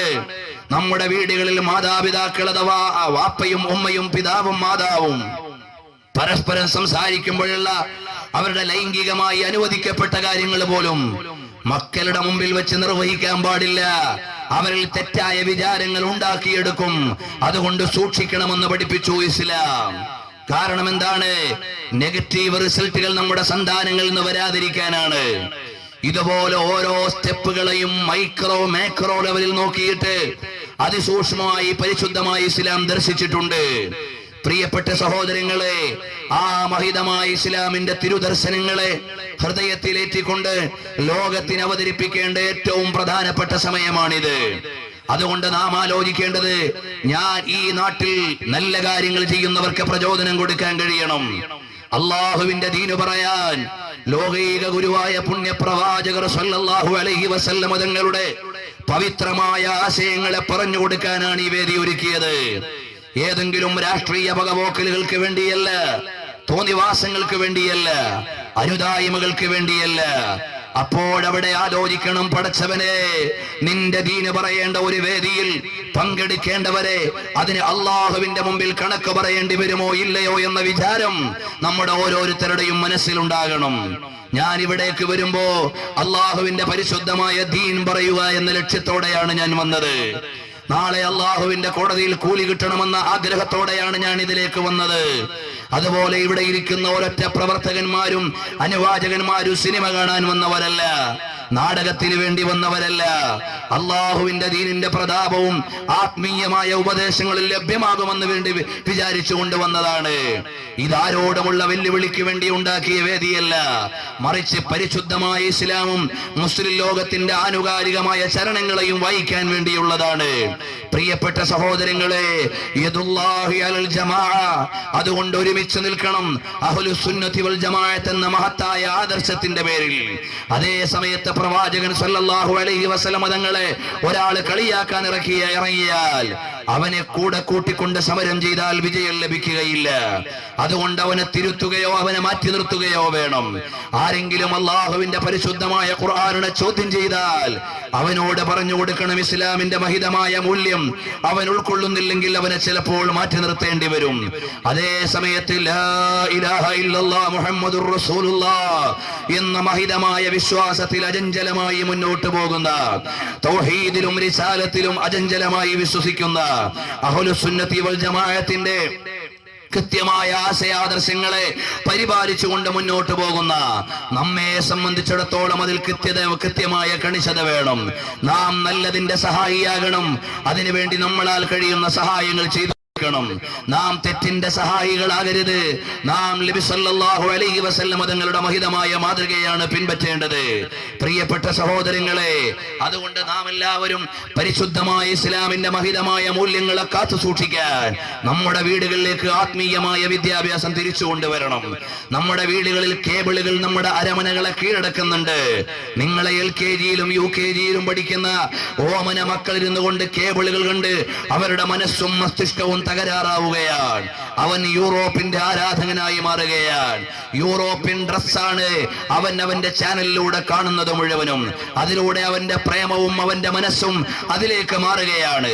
അതേ സമയത്ത് ഇസ്ലാമികമായ സംസ്കൃതിയിലേക്ക് അവരെ കൊണ്ടുവരണം. റസൂലുള്ളാഹി സ്വല്ലല്ലാഹു അലൈഹി വസല്ലം തങ്ങളെ പറഞ്ഞു കൊടുക്കണം. അഥവാ പ്രിയപ്പെട്ട സഹോദരങ്ങളെ, ടെലിവിഷൻ ഇല്ലെങ്കിൽ നമ്മുടെ മക്കൾക്ക് ജനറൽ നോളജ് ഉണ്ടാവൂല എന്ന് ആരെങ്കിലും തെറ്റിദ്ധരിച്ചെങ്കിൽ അത് ഈ ലോകത്തെ ഏറ്റവും വലിയ വിഡ്ഢിത്തമാണ്. ഞങ്ങളുടെ ആരുടെയും വീടുകളിൽ യാതൊരു ടെലിവിഷൻ സംവിധാനങ്ങളുമില്ല. മതരംഗത്ത് നിൽക്കുന്ന പണ്ഡിതന്മാര് ആനുകാലികമായ ചലനങ്ങളെ അറിയുന്നുണ്ട്. ടെലിവിഷൻ ഇല്ലാതെയും ആനുകാലിക വാർത്തകൾ അറിയാനുള്ള ഉപാധികളുണ്ട്. നമ്മുടെ മക്കൾക്ക് ആ ഒരു സംസ്കാരം പഠിപ്പിച്ചു കൊടുക്കണം. വീട്ടിൽ നിന്ന് ടെലിവിഷൻ എടുത്തു മാറ്റുമ്പോ നന്മയുടെ ഒരു കവാടം തുറക്കുകയും തിന്മയുടെ 1000 കവാടങ്ങൾ അടയ്ക്കുകയുമാണ് ചെയ്യുക എന്നൊരു വകതിരിവിലേക്ക് നമ്മൾ വരണം. അപ്പൊ ചിലപ്പോൾ ആളുകൾ ചോദിക്കുമല്ല, ഈ അഡ്വാൻസ്ഡ് യുഗത്തിലും വിക്കെതിരെ സംസാരിക്കുകയാണോ എന്ന്. അല്ല, നിങ്ങൾ മനസ്സിലാക്കണം, ടെലിവിഷനിലൂടെയും അതുപോലെയുള്ള ചിത്രങ്ങളിലൂടെയും ഈ ലോകത്തിന് ലഭിച്ച ഗതികേടുകൾ എത്രയാണ് എന്ന് നാം ആലോചിക്കേണ്ടതുണ്ട്. എവിടെ വരെ എത്തി എന്നറിയുമോ? ഒരു പണ്ഡിതന് എത്രമാത്രം ആഴത്തിൽ പഠനമുണ്ട് എന്നല്ല ആളുകൾ നോക്കുന്നത്. അതുപോലെ തന്നെ എത്ര മുത്തഅല്ലിമീങ്ങളുടെ ഉസ്താദാണെന്നല്ല നോക്കുന്നത്, എത്ര മഹലിന്റെ കാളിയാണെന്നല്ല നോക്കുന്നത്. ഏത് ഉസ്താദാ TV ഫത്വ പറയുന്നത് അയാളാ വലിയ പണ്ഡിതനെന്ന് തെറ്റിദ്ധരിച്ചു പോയി. അതും കൂടി യൂറോപ്പ് വരുത്തി തീർത്ത ഒരു സംസ്കാരമാണ്. TV ഫത്വ പറഞ്ഞാൽ പിന്നെ ലോകത്തുള്ള എല്ലാ പണ്ഡിതന്മാരെ കാട്ടിയും വലുത്. ഉസ്താദുമാര് നേരം വെളുക്കുന്നത് മുതൽ വൈകുന്നേരം വരെ വഴുതു പറയുകയാണ്. നിങ്ങൾ സുബ്ഹാനല്ലാഹ് ചൊല്ലണം, അൽഹംദുലില്ലാഹ് ചൊല്ലണം, ആയത്തുൽ കുർസി ഓതണം. അത് അംഗീകരിക്കാൻ നമ്മുടെ ഉമ്മമാരെയും പെങ്ങന്മാരെയും ഒന്നും കിട്ടാനില്ല. അതേ സമയത്ത് ചാനലിൽ കയറിയിരുന്നു കൊണ്ട് തെറ്റായ ഫത്വകൾക്കൊപ്പം ചില ദിക്ർ പറഞ്ഞു കൊടുത്താൽ അതുമായി നമ്മുടെ സഹോദരിമാര് പിന്നിൽ കൂടിയിരിക്കുകയാണ്. കാരണം അവരുടെ അതോറിറ്റിയായി എന്ത് പല്ല് തേക്കണമെന്ന് TV തീരുമാനിക്കുന്നത് പോലെ, ഏത് വസ്ത്രമെടുക്കണമെന്ന് ടെലിവിഷൻ തീരുമാനിക്കുന്നത് പോലെ, എങ്ങനെ നടക്കണമെന്ന് TV ചാനലുകൾ തീരുമാനിക്കുന്നത് പോലെ, ഏത് എണ്ണയാണ് തലയിൽ തേക്കേണ്ടതെന്ന് ചാനലുകൾ തീരുമാനിക്കുന്നത് പോലെ, ആരുടെ ഫത്വയാ സ്വീകരിക്കേണ്ടതെന്നും ചാനലുകൾ തീരുമാനിക്കുന്ന ഗതികേടിലേക്ക് ഈ സമുദായത്തിന്റെ പെൺകൊടികളെ വലിച്ചു കൊണ്ടുപോയ ചില ആളുകളുണ്ട്. പ്രിയപ്പെട്ട സഹോദരങ്ങളെ, വിശദീകരിക്കേണ്ടതില്ല. അത്തരം ചില അസംബന്ധങ്ങളിൽ അറിഞ്ഞോ അറിയാതെയോ പെട്ടുപോകാൻ പാടില്ല. സാത്വികരായ പണ്ഡിതന്മാര് വരച്ചു കാണിച്ചു തന്ന കൃത്യമായ ഒരു വഴി ഇവിടെയുണ്ട്. ആ വഴിയിൽ നിന്ന് വഴുതി മാറാൻ പാടില്ല. പ്രത്യേകിച്ചും ഓർമ്മപ്പെടുത്തട്ടെ, നന്മകൾ കൊയ്തു കൂട്ടിയിട്ട് സ്വർഗത്തിന്റെ കവാടമാകുന്ന റയ്യാൻ വാങ്ങുവാനുള്ള വിശുദ്ധമായ റമളാൻ നമ്മുടെ പടിവാതിൽക്കലെത്തിയിരിക്കുകയാണ്. ലോക നേതാവായ പുണ്യപ്രവാചകർ സല്ലല്ലാഹു അലൈഹി വസല്ലം തങ്ങൾ നമ്മെ ഓർമ്മപ്പെടുത്തുകയാണ്. റജബുൻ ഷഹറുല്ലാഹ്, റജബ് അല്ലാഹുവിന്റെ മാസമാണ്. വശഅബാനു ഷഹരി, ശഅബാൻ എന്റെ മാസമാണ്. വറമളാനു ഷഹറു ഉമ്മത്തി, റമളാൻ എന്റെ സമുദായത്തിന്റെ മാസമാണ്. കാരണം നിങ്ങൾക്ക് നന്മകൾ ചെയ്ത് മുന്നോട്ട് പോകാൻ, അല്ലാഹുവിലേക്ക് അടുക്കുവാനുള്ള 1000 കവാടങ്ങൾ 7000ഉം 70000ഉം 70ഉം പ്രതിഫലങ്ങൾ നൽകിക്കൊണ്ട് നിങ്ങളുടെ മുമ്പിലേക്ക് തുറന്നു കൊടുക്കുമ്പോ നബി സല്ലല്ലാഹു അലൈഹി വസല്ലം തങ്ങൾ റമളാൻ മാസമായാൽ ശദ്ദൽ മിഅ്സറ, അരത്തുണി എവിടുന്ന് മുറുക്കിയെടുത്തു, അഥവാ ഒരുങ്ങി തയ്യാറായി ഇബാദത്ത് ചെയ്യുവാൻ. പാപങ്ങൾ സുരക്ഷിതരായ പുണ്യ നബി സല്ലല്ലാഹു അലൈഹി വസല്ലം തങ്ങൾ ആരാധനയ്ക്ക് വേണ്ടി ഒരുങ്ങിയെങ്കിൽ പാപമംഗിലമായ ഹൃദയങ്ങളും കരങ്ങളും അവയവങ്ങളുമുള്ള നാം നന്മയുടെ വഴിയിലേക്ക് കടന്നു വരാൻ കൂടുതൽ തയ്യാറാകേണ്ടതുണ്ട്. കാരുണ്യത്തിന്റെയും പാപമോചനത്തിന്റെയും നരകമോചനത്തിന്റെയും രാവുകളും നിശകളും പകലുകളുമാണ് നമ്മുടെ മുമ്പിലേക്ക് വരുന്നത്. അതിനെ മുഴുവനും ആരാധനാവിഷ്ടമാക്കണം. പ്രിയപ്പെട്ട സഹോദരങ്ങളെ, നമ്മുടെ മനസ്സിൽ മുസ്ലിങ്ങളോട് വിരോധമുണ്ടാകാൻ പാടില്ല. ഞാൻ ചെയ്യുന്ന കാര്യം നന്മയാണോ എന്ന് കൃത്യമായ വിലയിരുത്തൽ വേണം. നാളെ അല്ലാഹുവിന്റെ കോടതിയിലേക്ക് വരുമ്പോ, പടച്ചവനെ, ഞാൻ എന്തിനു വേണ്ടിയാണ് എന്റെ ഈ കൈ ഉയർത്തിയത്, അല്ലെങ്കിൽ ഞാൻ എന്തിനു വേണ്ടിയാണ് ഈ സമീപനം സ്വീകരിച്ചത് എന്നതെല്ലാം ആലോചിക്കുമ്പോ റബ്ബിന്റെ മുമ്പിൽ കണക്ക് പറയാൻ പറ്റുന്ന അവസ്ഥയിലേക്ക് നമുക്ക് ബോധമുണ്ടാകണം. അല്ലെങ്കിൽ നമ്മുടെ പ്രവണതകൾ മുഴുവനും റബ്ബിന്റെ അടുക്കൽ കണക്ക് പറയേണ്ടി വരും. പ്രിയപ്പെട്ട സഹോദരങ്ങളെ, മഹാന്മാരായ സ്വാലിഹീങ്ങൾ പറയുന്ന വിശുദ്ധമായ വാചകങ്ങളുണ്ട്. അവരെല്ലാം അല്ലാഹുവിന്റെ ദീനിന്റെ ഉന്നതിക്ക് വേണ്ടിയല്ലാതെ ശബ്ദിച്ചിട്ടില്ല. അല്ലാഹുവിന്റെ പൊരുത്തത്തിന് വേണ്ടിയല്ലാതെ അവരുടെ വാചകങ്ങൾ ഉണ്ടായിട്ടില്ല. അവരുടെ പ്രവർത്തനങ്ങളെല്ലാം റബ്ബിന്റെ പ്രീതിക്ക് വേണ്ടിയായിരുന്നു. മഹാന്മാരായ ആളുകൾ മുഴുവനും റമദാനിനെയും മറ്റു രാപ്പകലുകളെയും എങ്ങനെയാണോ ആരാധനാവിഷ്ടമാക്കിയത്, അതുപോലെ നാമും നമ്മുടെ ജീവിതത്തെ ക്രമീകരിക്കണം. ഇത്തഖുല്ലാഹ്, അല്ലാഹുവിൽ നിങ്ങൾ തഖ്വയുള്ളവരായി മാറണം. നന്മ ചെയ്യണമെന്ന് പഠിപ്പിച്ചത് അല്ലാഹുവാണ്. തിന്മ ചെയ്യാൻ പാടില്ലെന്ന് വിരോധിച്ചവൻ അല്ലാഹുവാണ്. ആ അല്ലാഹുവിനെ മറന്നുകൊണ്ട് ജീവിച്ചാൽ ഭക്ഷണം തരുന്ന അല്ലാഹു തആല, താമസിക്കാൻ ഇടം നൽകിയ അല്ലാഹു തആല, ആരോഗ്യം നൽകിയ അല്ലാഹു തആല, അവന്റെ വിശുദ്ധമായ ദീൻ എന്റെയോ നിങ്ങളുടെയോ പ്രവണത കൊണ്ട് കേടുവന്നു പോയാൽ നമ്മുടെ ജീവിതം അപകടത്തിലാണ്. മാത്രമല്ല, എന്നെയും നിങ്ങളെയും ഈ ലോകത്തേക്ക് അയച്ചതിന്റെ പരമമായ ലക്ഷ്യം നമുക്കൊരു നല്ല ഒരു 10-25 വയസ്സ് വരെ വിദ്യാഭ്യാസം നടത്തണം, പിന്നീടൊരു വിവാഹം നടത്തണം, 2 സന്താനങ്ങൾ വേണം, അവരെ പഠിപ്പിക്കണം, അവരെ വിവാഹം ചെയ്തയക്കണം, പിന്നെ ഏതെങ്കിലും ഒരു പള്ളിക്കാട്ടിൽ പോയി കിടക്കണം. ഇങ്ങനെ 4 or 5 അജണ്ടയ്ക്ക് വേണ്ടിയല്ല നമ്മുടെ ജീവിതം. ചെറുപ്പക്കാരെ, നമ്മുടെ ജീവിതം അല്ലാഹുവിനെ ഇബാദത്ത് ചെയ്യാനാണ്. ശാബുൻ നശഫി ഇബാദത്തില്ലാഹ്, അല്ലാഹുവിന്റെ പ്രീതിയിലായി ജീവിക്കുന്ന, ആരാധനയിലായി ജീവിക്കുന്ന ചെറുപ്പക്കാരൻ യൗമ ലാ ദില്ല ഇല്ലാ ദില്ലുഹു, അല്ലാഹുവിന്റെ അർശിന്റെ തണലല്ലാത്ത വേറെ തണലൊന്നുമില്ല. അങ്ങനെയുള്ള ദിവസം അല്ലാഹുവിന്റെ അർശിന്റെ തണൽ ലഭിക്കുന്നതാർക്കാണ്? ശാബുൻ നശഫി ഇബാദത്തില്ലാഹ്, അല്ലാഹുവിന്റെ ത്വാഅത്തിലായി ജീവിക്കുന്നവർക്കാണ്, അല്ലാഹുവിന്റെ പ്രീതിയിലായി ജീവിതം നയിക്കുന്നവർക്കാണ്. അതുകൊണ്ട് മോനെ, നമ്മളെ ദുനിയാവിലേക്ക് മാടി വിളിക്കാൻ ഒരുപാട് ശക്തികളുണ്ട്, ഭൗതികതയിലേക്ക് കൂട്ടിക്കൊണ്ടുപോകാൻ ഒരുപാട് വ്യക്തികളുണ്ട്, തെറ്റിലേക്ക് ക്ഷണിച്ചു കൊണ്ടുപോകാൻ ഒരുപാട് സമ്പ്രദായങ്ങളുണ്ട്. നീ കടന്നു വരേണ്ടത് എവിടേക്കാണ്? അല്ലാഹുവിന്റെ ഇലാ റിളർ റഹ്മാൻ. പടച്ചവനെ, എന്റെ വാക്കുകൊണ്ട് അള്ളാഹുവിന്റെ ദീനിന് അനുകൂലമായതേ ഉണ്ടാകാവൂ, എന്റെ പ്രവൃത്തി കൊണ്ട് അള്ളാഹുവിന്റെ ദീനിന് അനുകൂലമായതേ ഉണ്ടാകാവൂ, എന്റെ നീക്കുപോക്കുകൾ കൊണ്ട് അള്ളാഹുവിന്റെ പ്രീതിയാണ് വേണ്ടത്. ഞാൻ റബ്ബിന്റെ ദീനിന്റെ സഹായിയാകണം. എനിക്ക് ചിലപ്പോൾ ഒരു പാവപ്പെട്ടവനെ സഹായിക്കാൻ കഴിയില്ല, പക്ഷേ സഹായിക്കുന്നവനെ നീ തെറ്റായി അവതരിപ്പിക്കാൻ പാടില്ല. എനിക്കൊരു യതീമിനെ നോക്കാൻ ചിലപ്പോ കഴിഞ്ഞുകൊള്ളണമെന്നില്ല, പക്ഷേ യതീമിനെ നോക്കുന്നവനെ നീ തെറ്റായി ധരിപ്പിക്കാൻ പാടില്ല. എനിക്ക് ചിലപ്പോൾ ഒരു മുത്തഅല്ലിമിനെ പഠിപ്പിക്കാൻ കഴിഞ്ഞുകൊള്ളണമെന്നില്ല, എന്നാൽ മുത്തഅല്ലിമീങ്ങളെ ഏറ്റെടുക്കുന്നവരെ ആക്ഷേപിക്കാൻ പാടില്ല. അപ്പോൾ നീ പിഴച്ചവനും പിഴപ്പിക്കുന്നവനുമായി മാറിപ്പോകുന്നതാണ്. നിനക്ക് കഴിയുന്ന നന്മ നീ ചെയ്തു കൊള്ളണം, മറ്റൊരുത്തൻ ചെയ്യുന്ന നന്മയുടെ തടസ്സം നീ സൃഷ്ടിക്കാൻ പാടില്ല. ഒരാളതാ എല്ലാ ആളുകൾക്കും നല്ല സംഭാവന നൽകുന്നു, അപ്പോൾ നീ ജനങ്ങളുടെ ഇടയിൽ റൂമർ വരുത്തി അയാൾക്കെന്താ പലിശയുടെ പണം ഉണ്ടായാ കൊടുത്തുകൂടെ? ഇവൻ അന്വേഷണമില്ലാതെ കൃത്യതയില്ലാതെ ഒരാളെ കുറിച്ച് തെറ്റിദ്ധാരണ ഉണ്ടാക്കാൻ ശ്രമിച്ചതാണ്. നീ എത്ര വലിയ ദുരന്തമാണ് മോനെ ചെയ്തത്.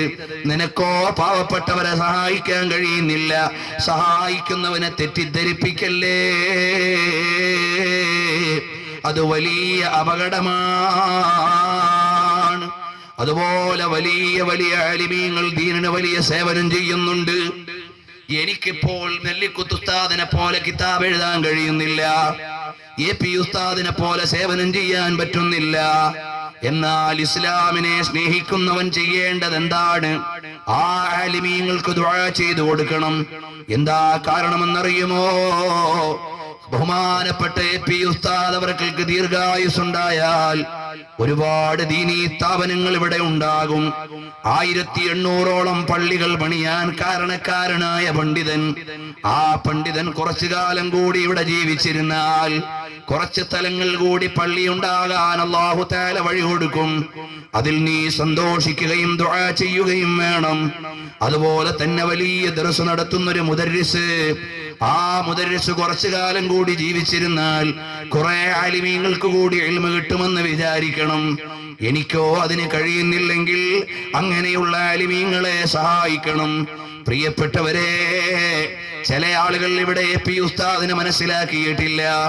അള്ളാഹുവിന്റെ തൗഫീഖ് കൊണ്ട് 37 പ്രാവശ്യമായി സഹീഹുൽ ബുഖാരി തുടക്കം മുതൽ ഒടുക്കം വരെ ദർസ് നടത്തി കൊടുത്ത മഹാനാണ്. നമുക്ക് ആ ഭാഗ്യമുണ്ടായില്ലെങ്കിൽ അവരെ ആദരിക്കാനുള്ള ഭാഗ്യമുണ്ടാകണം. ആ ഒരൊറ്റ ഹദീസും ഒറ്റ ഹദീസിന്റെ ദർസും വുളൂഓടുകൂടി അല്ലാതെ അറ്റൻഡ് ചെയ്യുകയില്ല. സഹീഹുൽ ബുഖാരി എവിടുന്ന് ദർസ് നടത്താനുള്ള ഭാഗ്യം വലുതല്ലേ? അതുപോലെ ലോകോത്തരന്മാരായ പണ്ഡിതന്മാരുടെ അടുക്കൽ നിന്ന് അംഗീകാരം കിട്ടിയ മഹാനാണ്. നീട്ടിക്കൊണ്ടുപോകുന്നില്ല.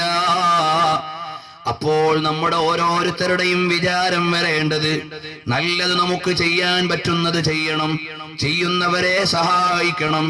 എന്റെ ഉസ്താദുമാര് ദർസ് നടത്തും പോലെ എനിക്ക് കഴിയില്ല, അപ്പോൾ എന്റെ ബാധ്യതയാണ് എന്റെ ഉസ്താദിന് ദുആ ചെയ്തു കൊടുക്കണം.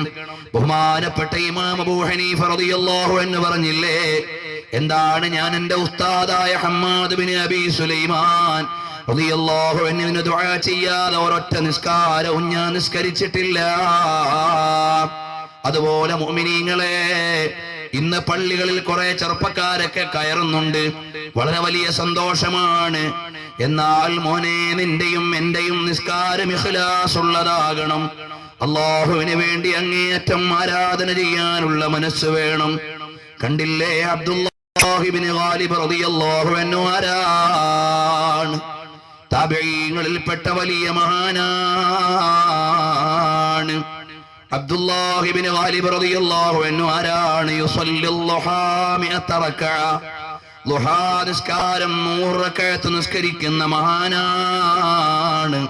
വയഖൂലു ലിഹാദാ ഖുലിഖ്നാ, ഇതിനു വേണ്ടിയല്ലേ അല്ലാഹു നമ്മളെ സൃഷ്ടിച്ചത്. വബിഹാദാ ഉമിർനാ, ഇതിനല്ലേ നമ്മോട് കൽപ്പിച്ചത്. അല്ലാഹുവിന്റെ ഔലിയാക്കളായ ആളുകൾ അവരെല്ലാം അതാ അടുത്തു വന്നു നോക്കുമ്പോ താബഈങ്ങളിൽപ്പെട്ട വലിയ മഹാനായ അബ്ദുല്ലാഹി ഇബ്നു ഗാലിബ് റളിയല്ലാഹു അൻഹുവിന്റെ അടുക്കലൂടെ ബഹുമാനപ്പെട്ട ഹസൻ റളിയല്ലാഹു അൻഹു നടന്നു പോകുമ്പോ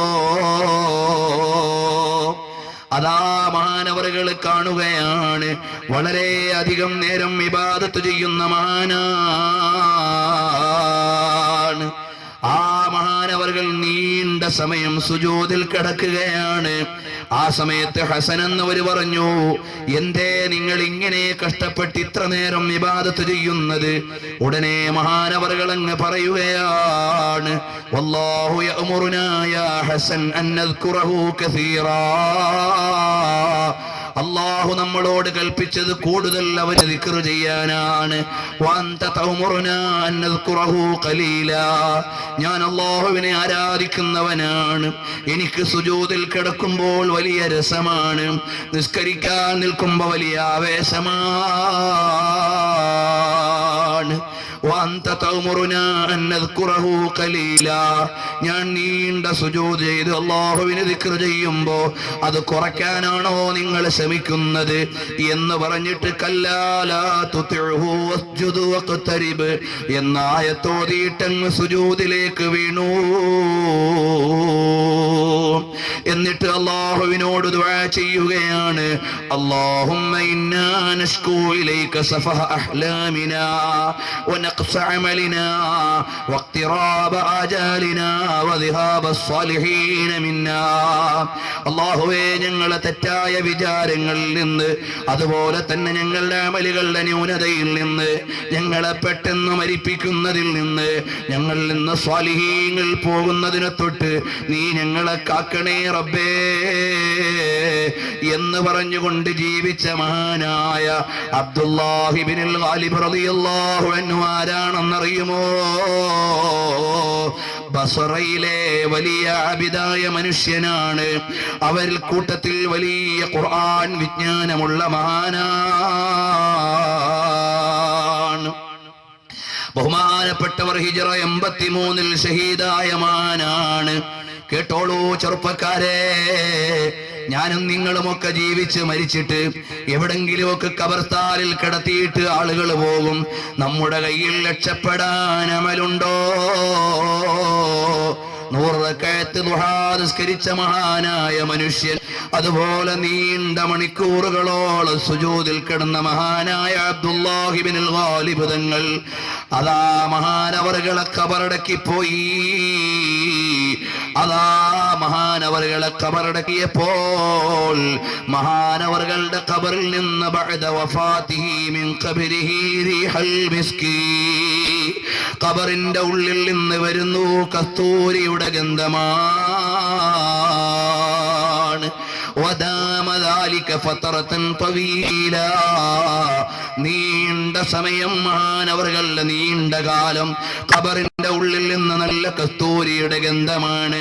ഫകാന الناس يأخذون من تراب قبره, സ്വാലിഹായ ഒരു മനുഷ്യന്റെ ഖബറിന്റെ അടുക്കൽ നിന്ന് ഉള്ള മണലിന് മുഴുവനും കസ്തൂരിയുടെ ഗന്ധം വന്നപ്പോ മുഅ്മിനീങ്ങളായ ആളുകൾ ബറക്കത്തിന് വേണ്ടി മണ്ണെടുക്കാൻ തുടങ്ങി. സ്വാലിഹീങ്ങളുടെ ഖബറിന്റെ അടുക്കൽ നിന്ന് കസ്തൂരിയുടെ ഗന്ധമുള്ള മണ്ണാണ് മുഅ്മിനീങ്ങളെ. എന്നാൽ ആ കസ്തൂരിയുടെ ഗന്ധമുള്ള മണ്ണ് ജനങ്ങളെടുത്തപ്പോ ഫലമ്മാ ഖാഫൽ ഉലമാഉൽ ഫിത്നത അലന്നാസി ബിഖബ്രിഹി, അതാ മഹാനവറുകളുടെ ഖബറിന്റെ അടുക്കൽ നീ എല്ലാവരും മണ്ണ് കൊണ്ടുപോയാൽ ആ ഖബർ തന്നെ ചിലപ്പോ അങ്ങ് കേടായി പോയാലോ എന്ന് വിചാരിച്ച് ജനങ്ങളെ നിയന്ത്രിച്ചു, അങ്ങ് മാറ്റിവെച്ചു, അവർക്ക് പ്രവേശനം തടസ്സപ്പെടുത്തി എന്ന് മഹാനവറുകളെ കുറിച്ച് രേഖപ്പെടുത്തുമ്പോ മഹാ അബ്ദുല്ലാഹിൽ ഗാലിബ് തങ്ങൾ വഫാത്തായി. ഒരുപാട് മഹാന്മാര് സ്വപ്നം കണ്ടു. സ്വപ്നം കാണാമോ മഹാന്മാർ?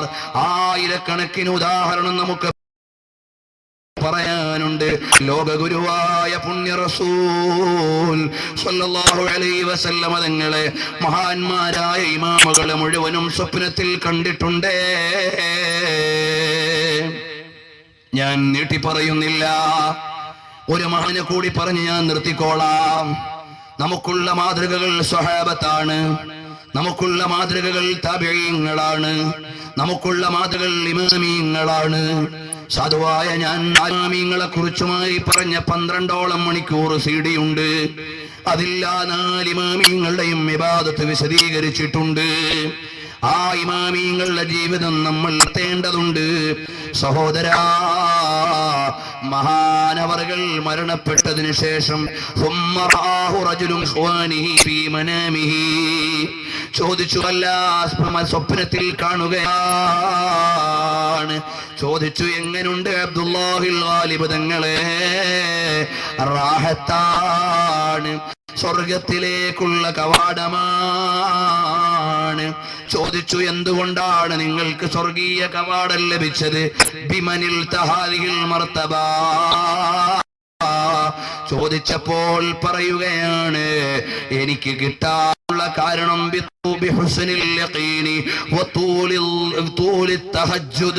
നീണ്ട സമയം തഹജ്ജുദ് നിസ്കരിച്ചതിന് ഫലമായി അള്ളാഹുവിനെ കുറിച്ചുള്ള വ്യക്തമായ ഉറപ്പെന്റെ ഖൽബിൽ ഉള്ളത് കൊണ്ട് അള്ളാഹു നൽകിയ സമ്മാനമാണ്. ആ സഹോദരൻ ചോദിച്ചു, എന്തേ നിങ്ങളുടെ ഖബറിൽ നിന്ന് ഈ കസ്തൂരിയുടെ ഗന്ധം ഇങ്ങനെ വരാനുള്ള കാരണം? ഉടനെ പറയുകയാണ്, റായിഹത്തുത് തിലാവ, ഖുർആൻ ഓതിയതിന്റെ സുഗന്ധമാണ്, ഖുർആൻ ഓതിയതിന്റെ പ്രതിഫലമാണ്. അതുകൊണ്ട് മുഅ്മിനീങ്ങളെ ഖുർആൻ ഓതണം. അല്ലാഹുവിന്റെ ഹബീബ് സ്വല്ലല്ലാഹു അലൈഹി വസല്ലം തങ്ങൾ പഠിപ്പിച്ചു, ഖുർആൻ ഓതുന്നവൻ അവിടുന്ന് വളരെ സുഗന്ധമുള്ളവനാണ്. അപ്പോൾ ഖുർആൻ ഓതുന്ന ആളുകളുടെ ഖബറിൽ സുഗന്ധമുണ്ട്. ഒരാളെ കൂടി പറഞ്ഞു ഞാൻ നിർത്തട്ടെ മുഅ്മിനീങ്ങളെ, നിസ്കാരം ഒരൊറ്റ വഖത്തും ഖളാകാൻ പാടില്ല. പള്ളി നിറച്ചാളുകളെ കാണും, പക്ഷേ ഖുശൂഅോടെ നിസ്കരിക്കുന്ന ഒരാളെയും കാണാൻ കിട്ടുന്നില്ല എന്ന് മഹാന്മാര് പറഞ്ഞിട്ടുണ്ട്. വിശദീകരിക്കുന്നില്ല. പ്രിയപ്പെട്ടവരെ, മരിക്കുന്ന സമയത്ത് നല്ലപോലെ മരിക്കണം. അതാ ഒരുപാട് ഇമാമിയങ്ങൾ മരിച്ചപ്പോൾ എങ്ങനെയായിരുന്നു? സാധുവായ ഞാൻ സംസാരിച്ചൊരു പ്രസംഗം നിങ്ങൾക്ക് കിട്ടും, മഹാന്മാരുടെ അന്ത്യനിമിഷങ്ങൾ. ഇമാമിയങ്ങൾ അവര് ലോകത്തോട് മരണപ്പെട്ടത് എങ്ങനെയാണ്, അതുപോലെ മഹാന്മാരുടെ രാത്രികൾ എങ്ങനെയായിരുന്നു, അങ്ങനെയും ഒരു പ്രസംഗം സാധുവായ ഞാൻ സംസാരിച്ചിട്ടുണ്ട്. പാലക്കാട് ജില്ലയിലെ ഒറ്റപ്പാലത്ത് സംസാരിച്ച മഹാന്മാരുടെ രാത്രികൾ എന്നൊരു പ്രസംഗമുണ്ട്. സുദ്ദീഖുൽ അക്ബർ തങ്ങളുടെ രാത്രി എങ്ങനെയായിരുന്നു, ഉമർ ബിൻ ഖത്താബ് തങ്ങളുടെ രാത്രി എങ്ങനെയായിരുന്നു, അതുപോലെയുള്ള മഹാന്മാരുടെ രാത്രികൾ എങ്ങനെ. അതുപോലെ സ്വാലിഹീങ്ങളെ പഠിക്കണം, അവരുടെ ജീവിതത്തിലേക്ക് നമ്മുടെ ജീവിതത്തെ ചേർത്ത് വെക്കണം. അവര് ജീവിച്ചതുപോലെ ജീവിക്കാൻ നമ്മൾ തയ്യാറാകണം. ഒരാളെ കൂടി പറഞ്ഞ് ഞാൻ നിർത്തിക്കോളാം. നോമ്പിന്റെ മസാലകളും നിയമങ്ങളുമെല്ലാം ഇൻഷാ അല്ലാഹ് പള്ളികളിൽ നിന്ന് കേൾക്കുമല്ലോ. ഇപ്പോൾ ഞാൻ അതിലേക്ക് കടക്കാനുള്ള സമയവും ഇല്ല. മോമിനീങ്ങളെല്ലാം ഒന്ന് എഴുന്നേറ്റ് നിൽക്കുമോ? ഒന്ന് പറഞ്ഞോട്ടെ. ബഹുമാനപ്പെട്ട വറാദുൽ അജലി റളിയല്ലാഹു അൻഹു ആരാണെന്നറിയുമോ? വറാദുൽ അജലി റളിയല്ലാഹു അൻഹു അതാ നിസ്കാരത്തിലേക്ക് നിന്നാൽ ആലില പോലെ വിറക്കുന്ന മഹാനാണ്. ഒന്നടുത്തു സഹോദരങ്ങളൊക്കെ ഒന്ന് നിൽക്കുമോ? വറാദുൽ അജലി റളിയല്ലാഹു അൻഹു ആരാണ്? വലിയ മഹാനായ മനുഷ്യനാണ്. അല്ലാഹുവിനെ ഇബാദത്ത് ചെയ്തിരുന്ന മഹാനാണ്. ആ വറാദുൽ അജലി റളിയല്ലാഹു അൻഹു വഹുവ ആബിദുൻ തഖിയ്യുൻ മിൻ കിബാരി താബിഈൻ. താബിഈങ്ങളിൽപ്പെട്ട വലിയ മഹാനാണ്, ആബിദീങ്ങളിൽപ്പെട്ട നേതാവാണ്. അബൂദറുൽ ഗിഫാരി റളിയല്ലാഹു അൻഹുവിനെ എന്ന സ്വഹാബിയെ കണ്ടിട്ടുണ്ട്. അതുപോലെ മഹാനവറുകളെ കുറിച്ച് ഒരുപാട് മഹാന്മാര് മഹത്വം പറഞ്ഞിട്ടുണ്ട്. ആ മഹാനവറുകളോ അവിടുന്ന് അതാ നിസ്കരിക്കാൻ നിന്നാൽ കരഞ്ഞുപോയി. എപ്പോഴും കരഞ്ഞുകൊണ്ടിരിക്കുന്ന വറാദുൽ അജലി തങ്ങളോട് ചോദിച്ചു, എന്തേ നിങ്ങൾ ഇങ്ങനെ കരഞ്ഞുകൊണ്ടിരിക്കുന്നത്? ഉടനെ പറയുകയാണ്, ഞാൻ ഉടമ്പടി ചെയ്തു പോയി. നാളെ സ്വർഗത്തിൽ ചെന്ന് അള്ളാഹുവിനെ അഭിമുഖീകരിക്കുമ്പോഴല്ലാതെ ഞാൻ ചിരിക്കില്ല. എനിക്ക് സ്വർഗം കിട്ടുമ്പോഴല്ലാതെ ഇരിക്കാൻ അവകാശമില്ല. ഇവിടുത്തെ പണം നീങ്ങിപ്പോകാം, ഇവിടുത്തെ പെണ്ണ് കിഴവിയായേക്കാം, ഇവിടുത്തെ അനുഗ്രഹം നീങ്ങിപ്പോയേക്കാം, ഇവിടുത്തെ വീടുകൾ നശിച്ചു പോയേക്കാം, എല്ലാം വിട്ടുപോകേണ്ടതാണ്. ചിരിക്കേണ്ട സമയം അല്ലാഹു ഒരുക്കിയ സ്വർഗം കിട്ടുമ്പോഴാണ്. അതുവരെ ചിരിക്കാൻ അവകാശമില്ല. മോനെ, നമ്മൾ എവിടെയാണിന്ന്? എന്റർടൈൻമെന്റ് എന്ന പേരിൽ നമ്മൾ ഇറങ്ങിപ്പോയില്ലേ? വൃത്തികെട്ട സിനിമകൾക്ക് അടിമകളായി പോയില്ലേ? നിങ്ങളുടെ ഓരോരുത്തരുടെയും കയ്യിലുള്ള മൊബൈലിൽ എത്ര മോശമായ ചിത്രമുണ്ട് മോനെ. അടുത്ത സെക്കൻഡിൽ തന്നെ ഡിലീറ്റ് ചെയ്ത് കളഞ്ഞോ. എത്ര വൃത്തികെട്ട ഗാനങ്ങളുണ്ട് മോനെ. അതൊക്കെ നീക്കി വെച്ചോ. അല്ലാഹുവിനെ ഭയന്നുകൊണ്ട് ജീവിക്കണം. 100ഓളം ആലിമീങ്ങളെ പറയാനുണ്ട്. അവരുടെ നിസ്കാരം വല്ലാത്തതു തന്നെ. അവരുടെ രാത്രികൾ സിനിമ കാണാനല്ല, റബ്ബിന്റെ മുമ്പിൽ സുജൂദിൽ കിടക്കാനാണ്. നബി സല്ലല്ലാഹു അലൈഹി വസല്ലം തങ്ങളുടെ സുജൂദ് കണ്ടില്ലേ? ജുസു ഓതുന്നതിന്റെ സമയം സുജൂദിൽ കിടന്നിട്ടില്ലേ? ഒരു ജുസു ഓതുന്ന സമയം സുജൂദിൽ കിടന്നിട്ടില്ലേ? പാപം ചെയ്തതുകൊണ്ട് പൊറുക്കാൻ കിടന്നതല്ല, അല്ലാഹുവിന്റെ മുമ്പിൽ അവിടുന്ന് വിനീതമായി ഇബാദത്ത് ചെയ്തതാണ്. നമ്മളെ പാപികളല്ലേ? അപ്പോൾ നിസ്കരിക്കുന്ന നിസ്കാരം ഇഖ്ലാസോടെയാ.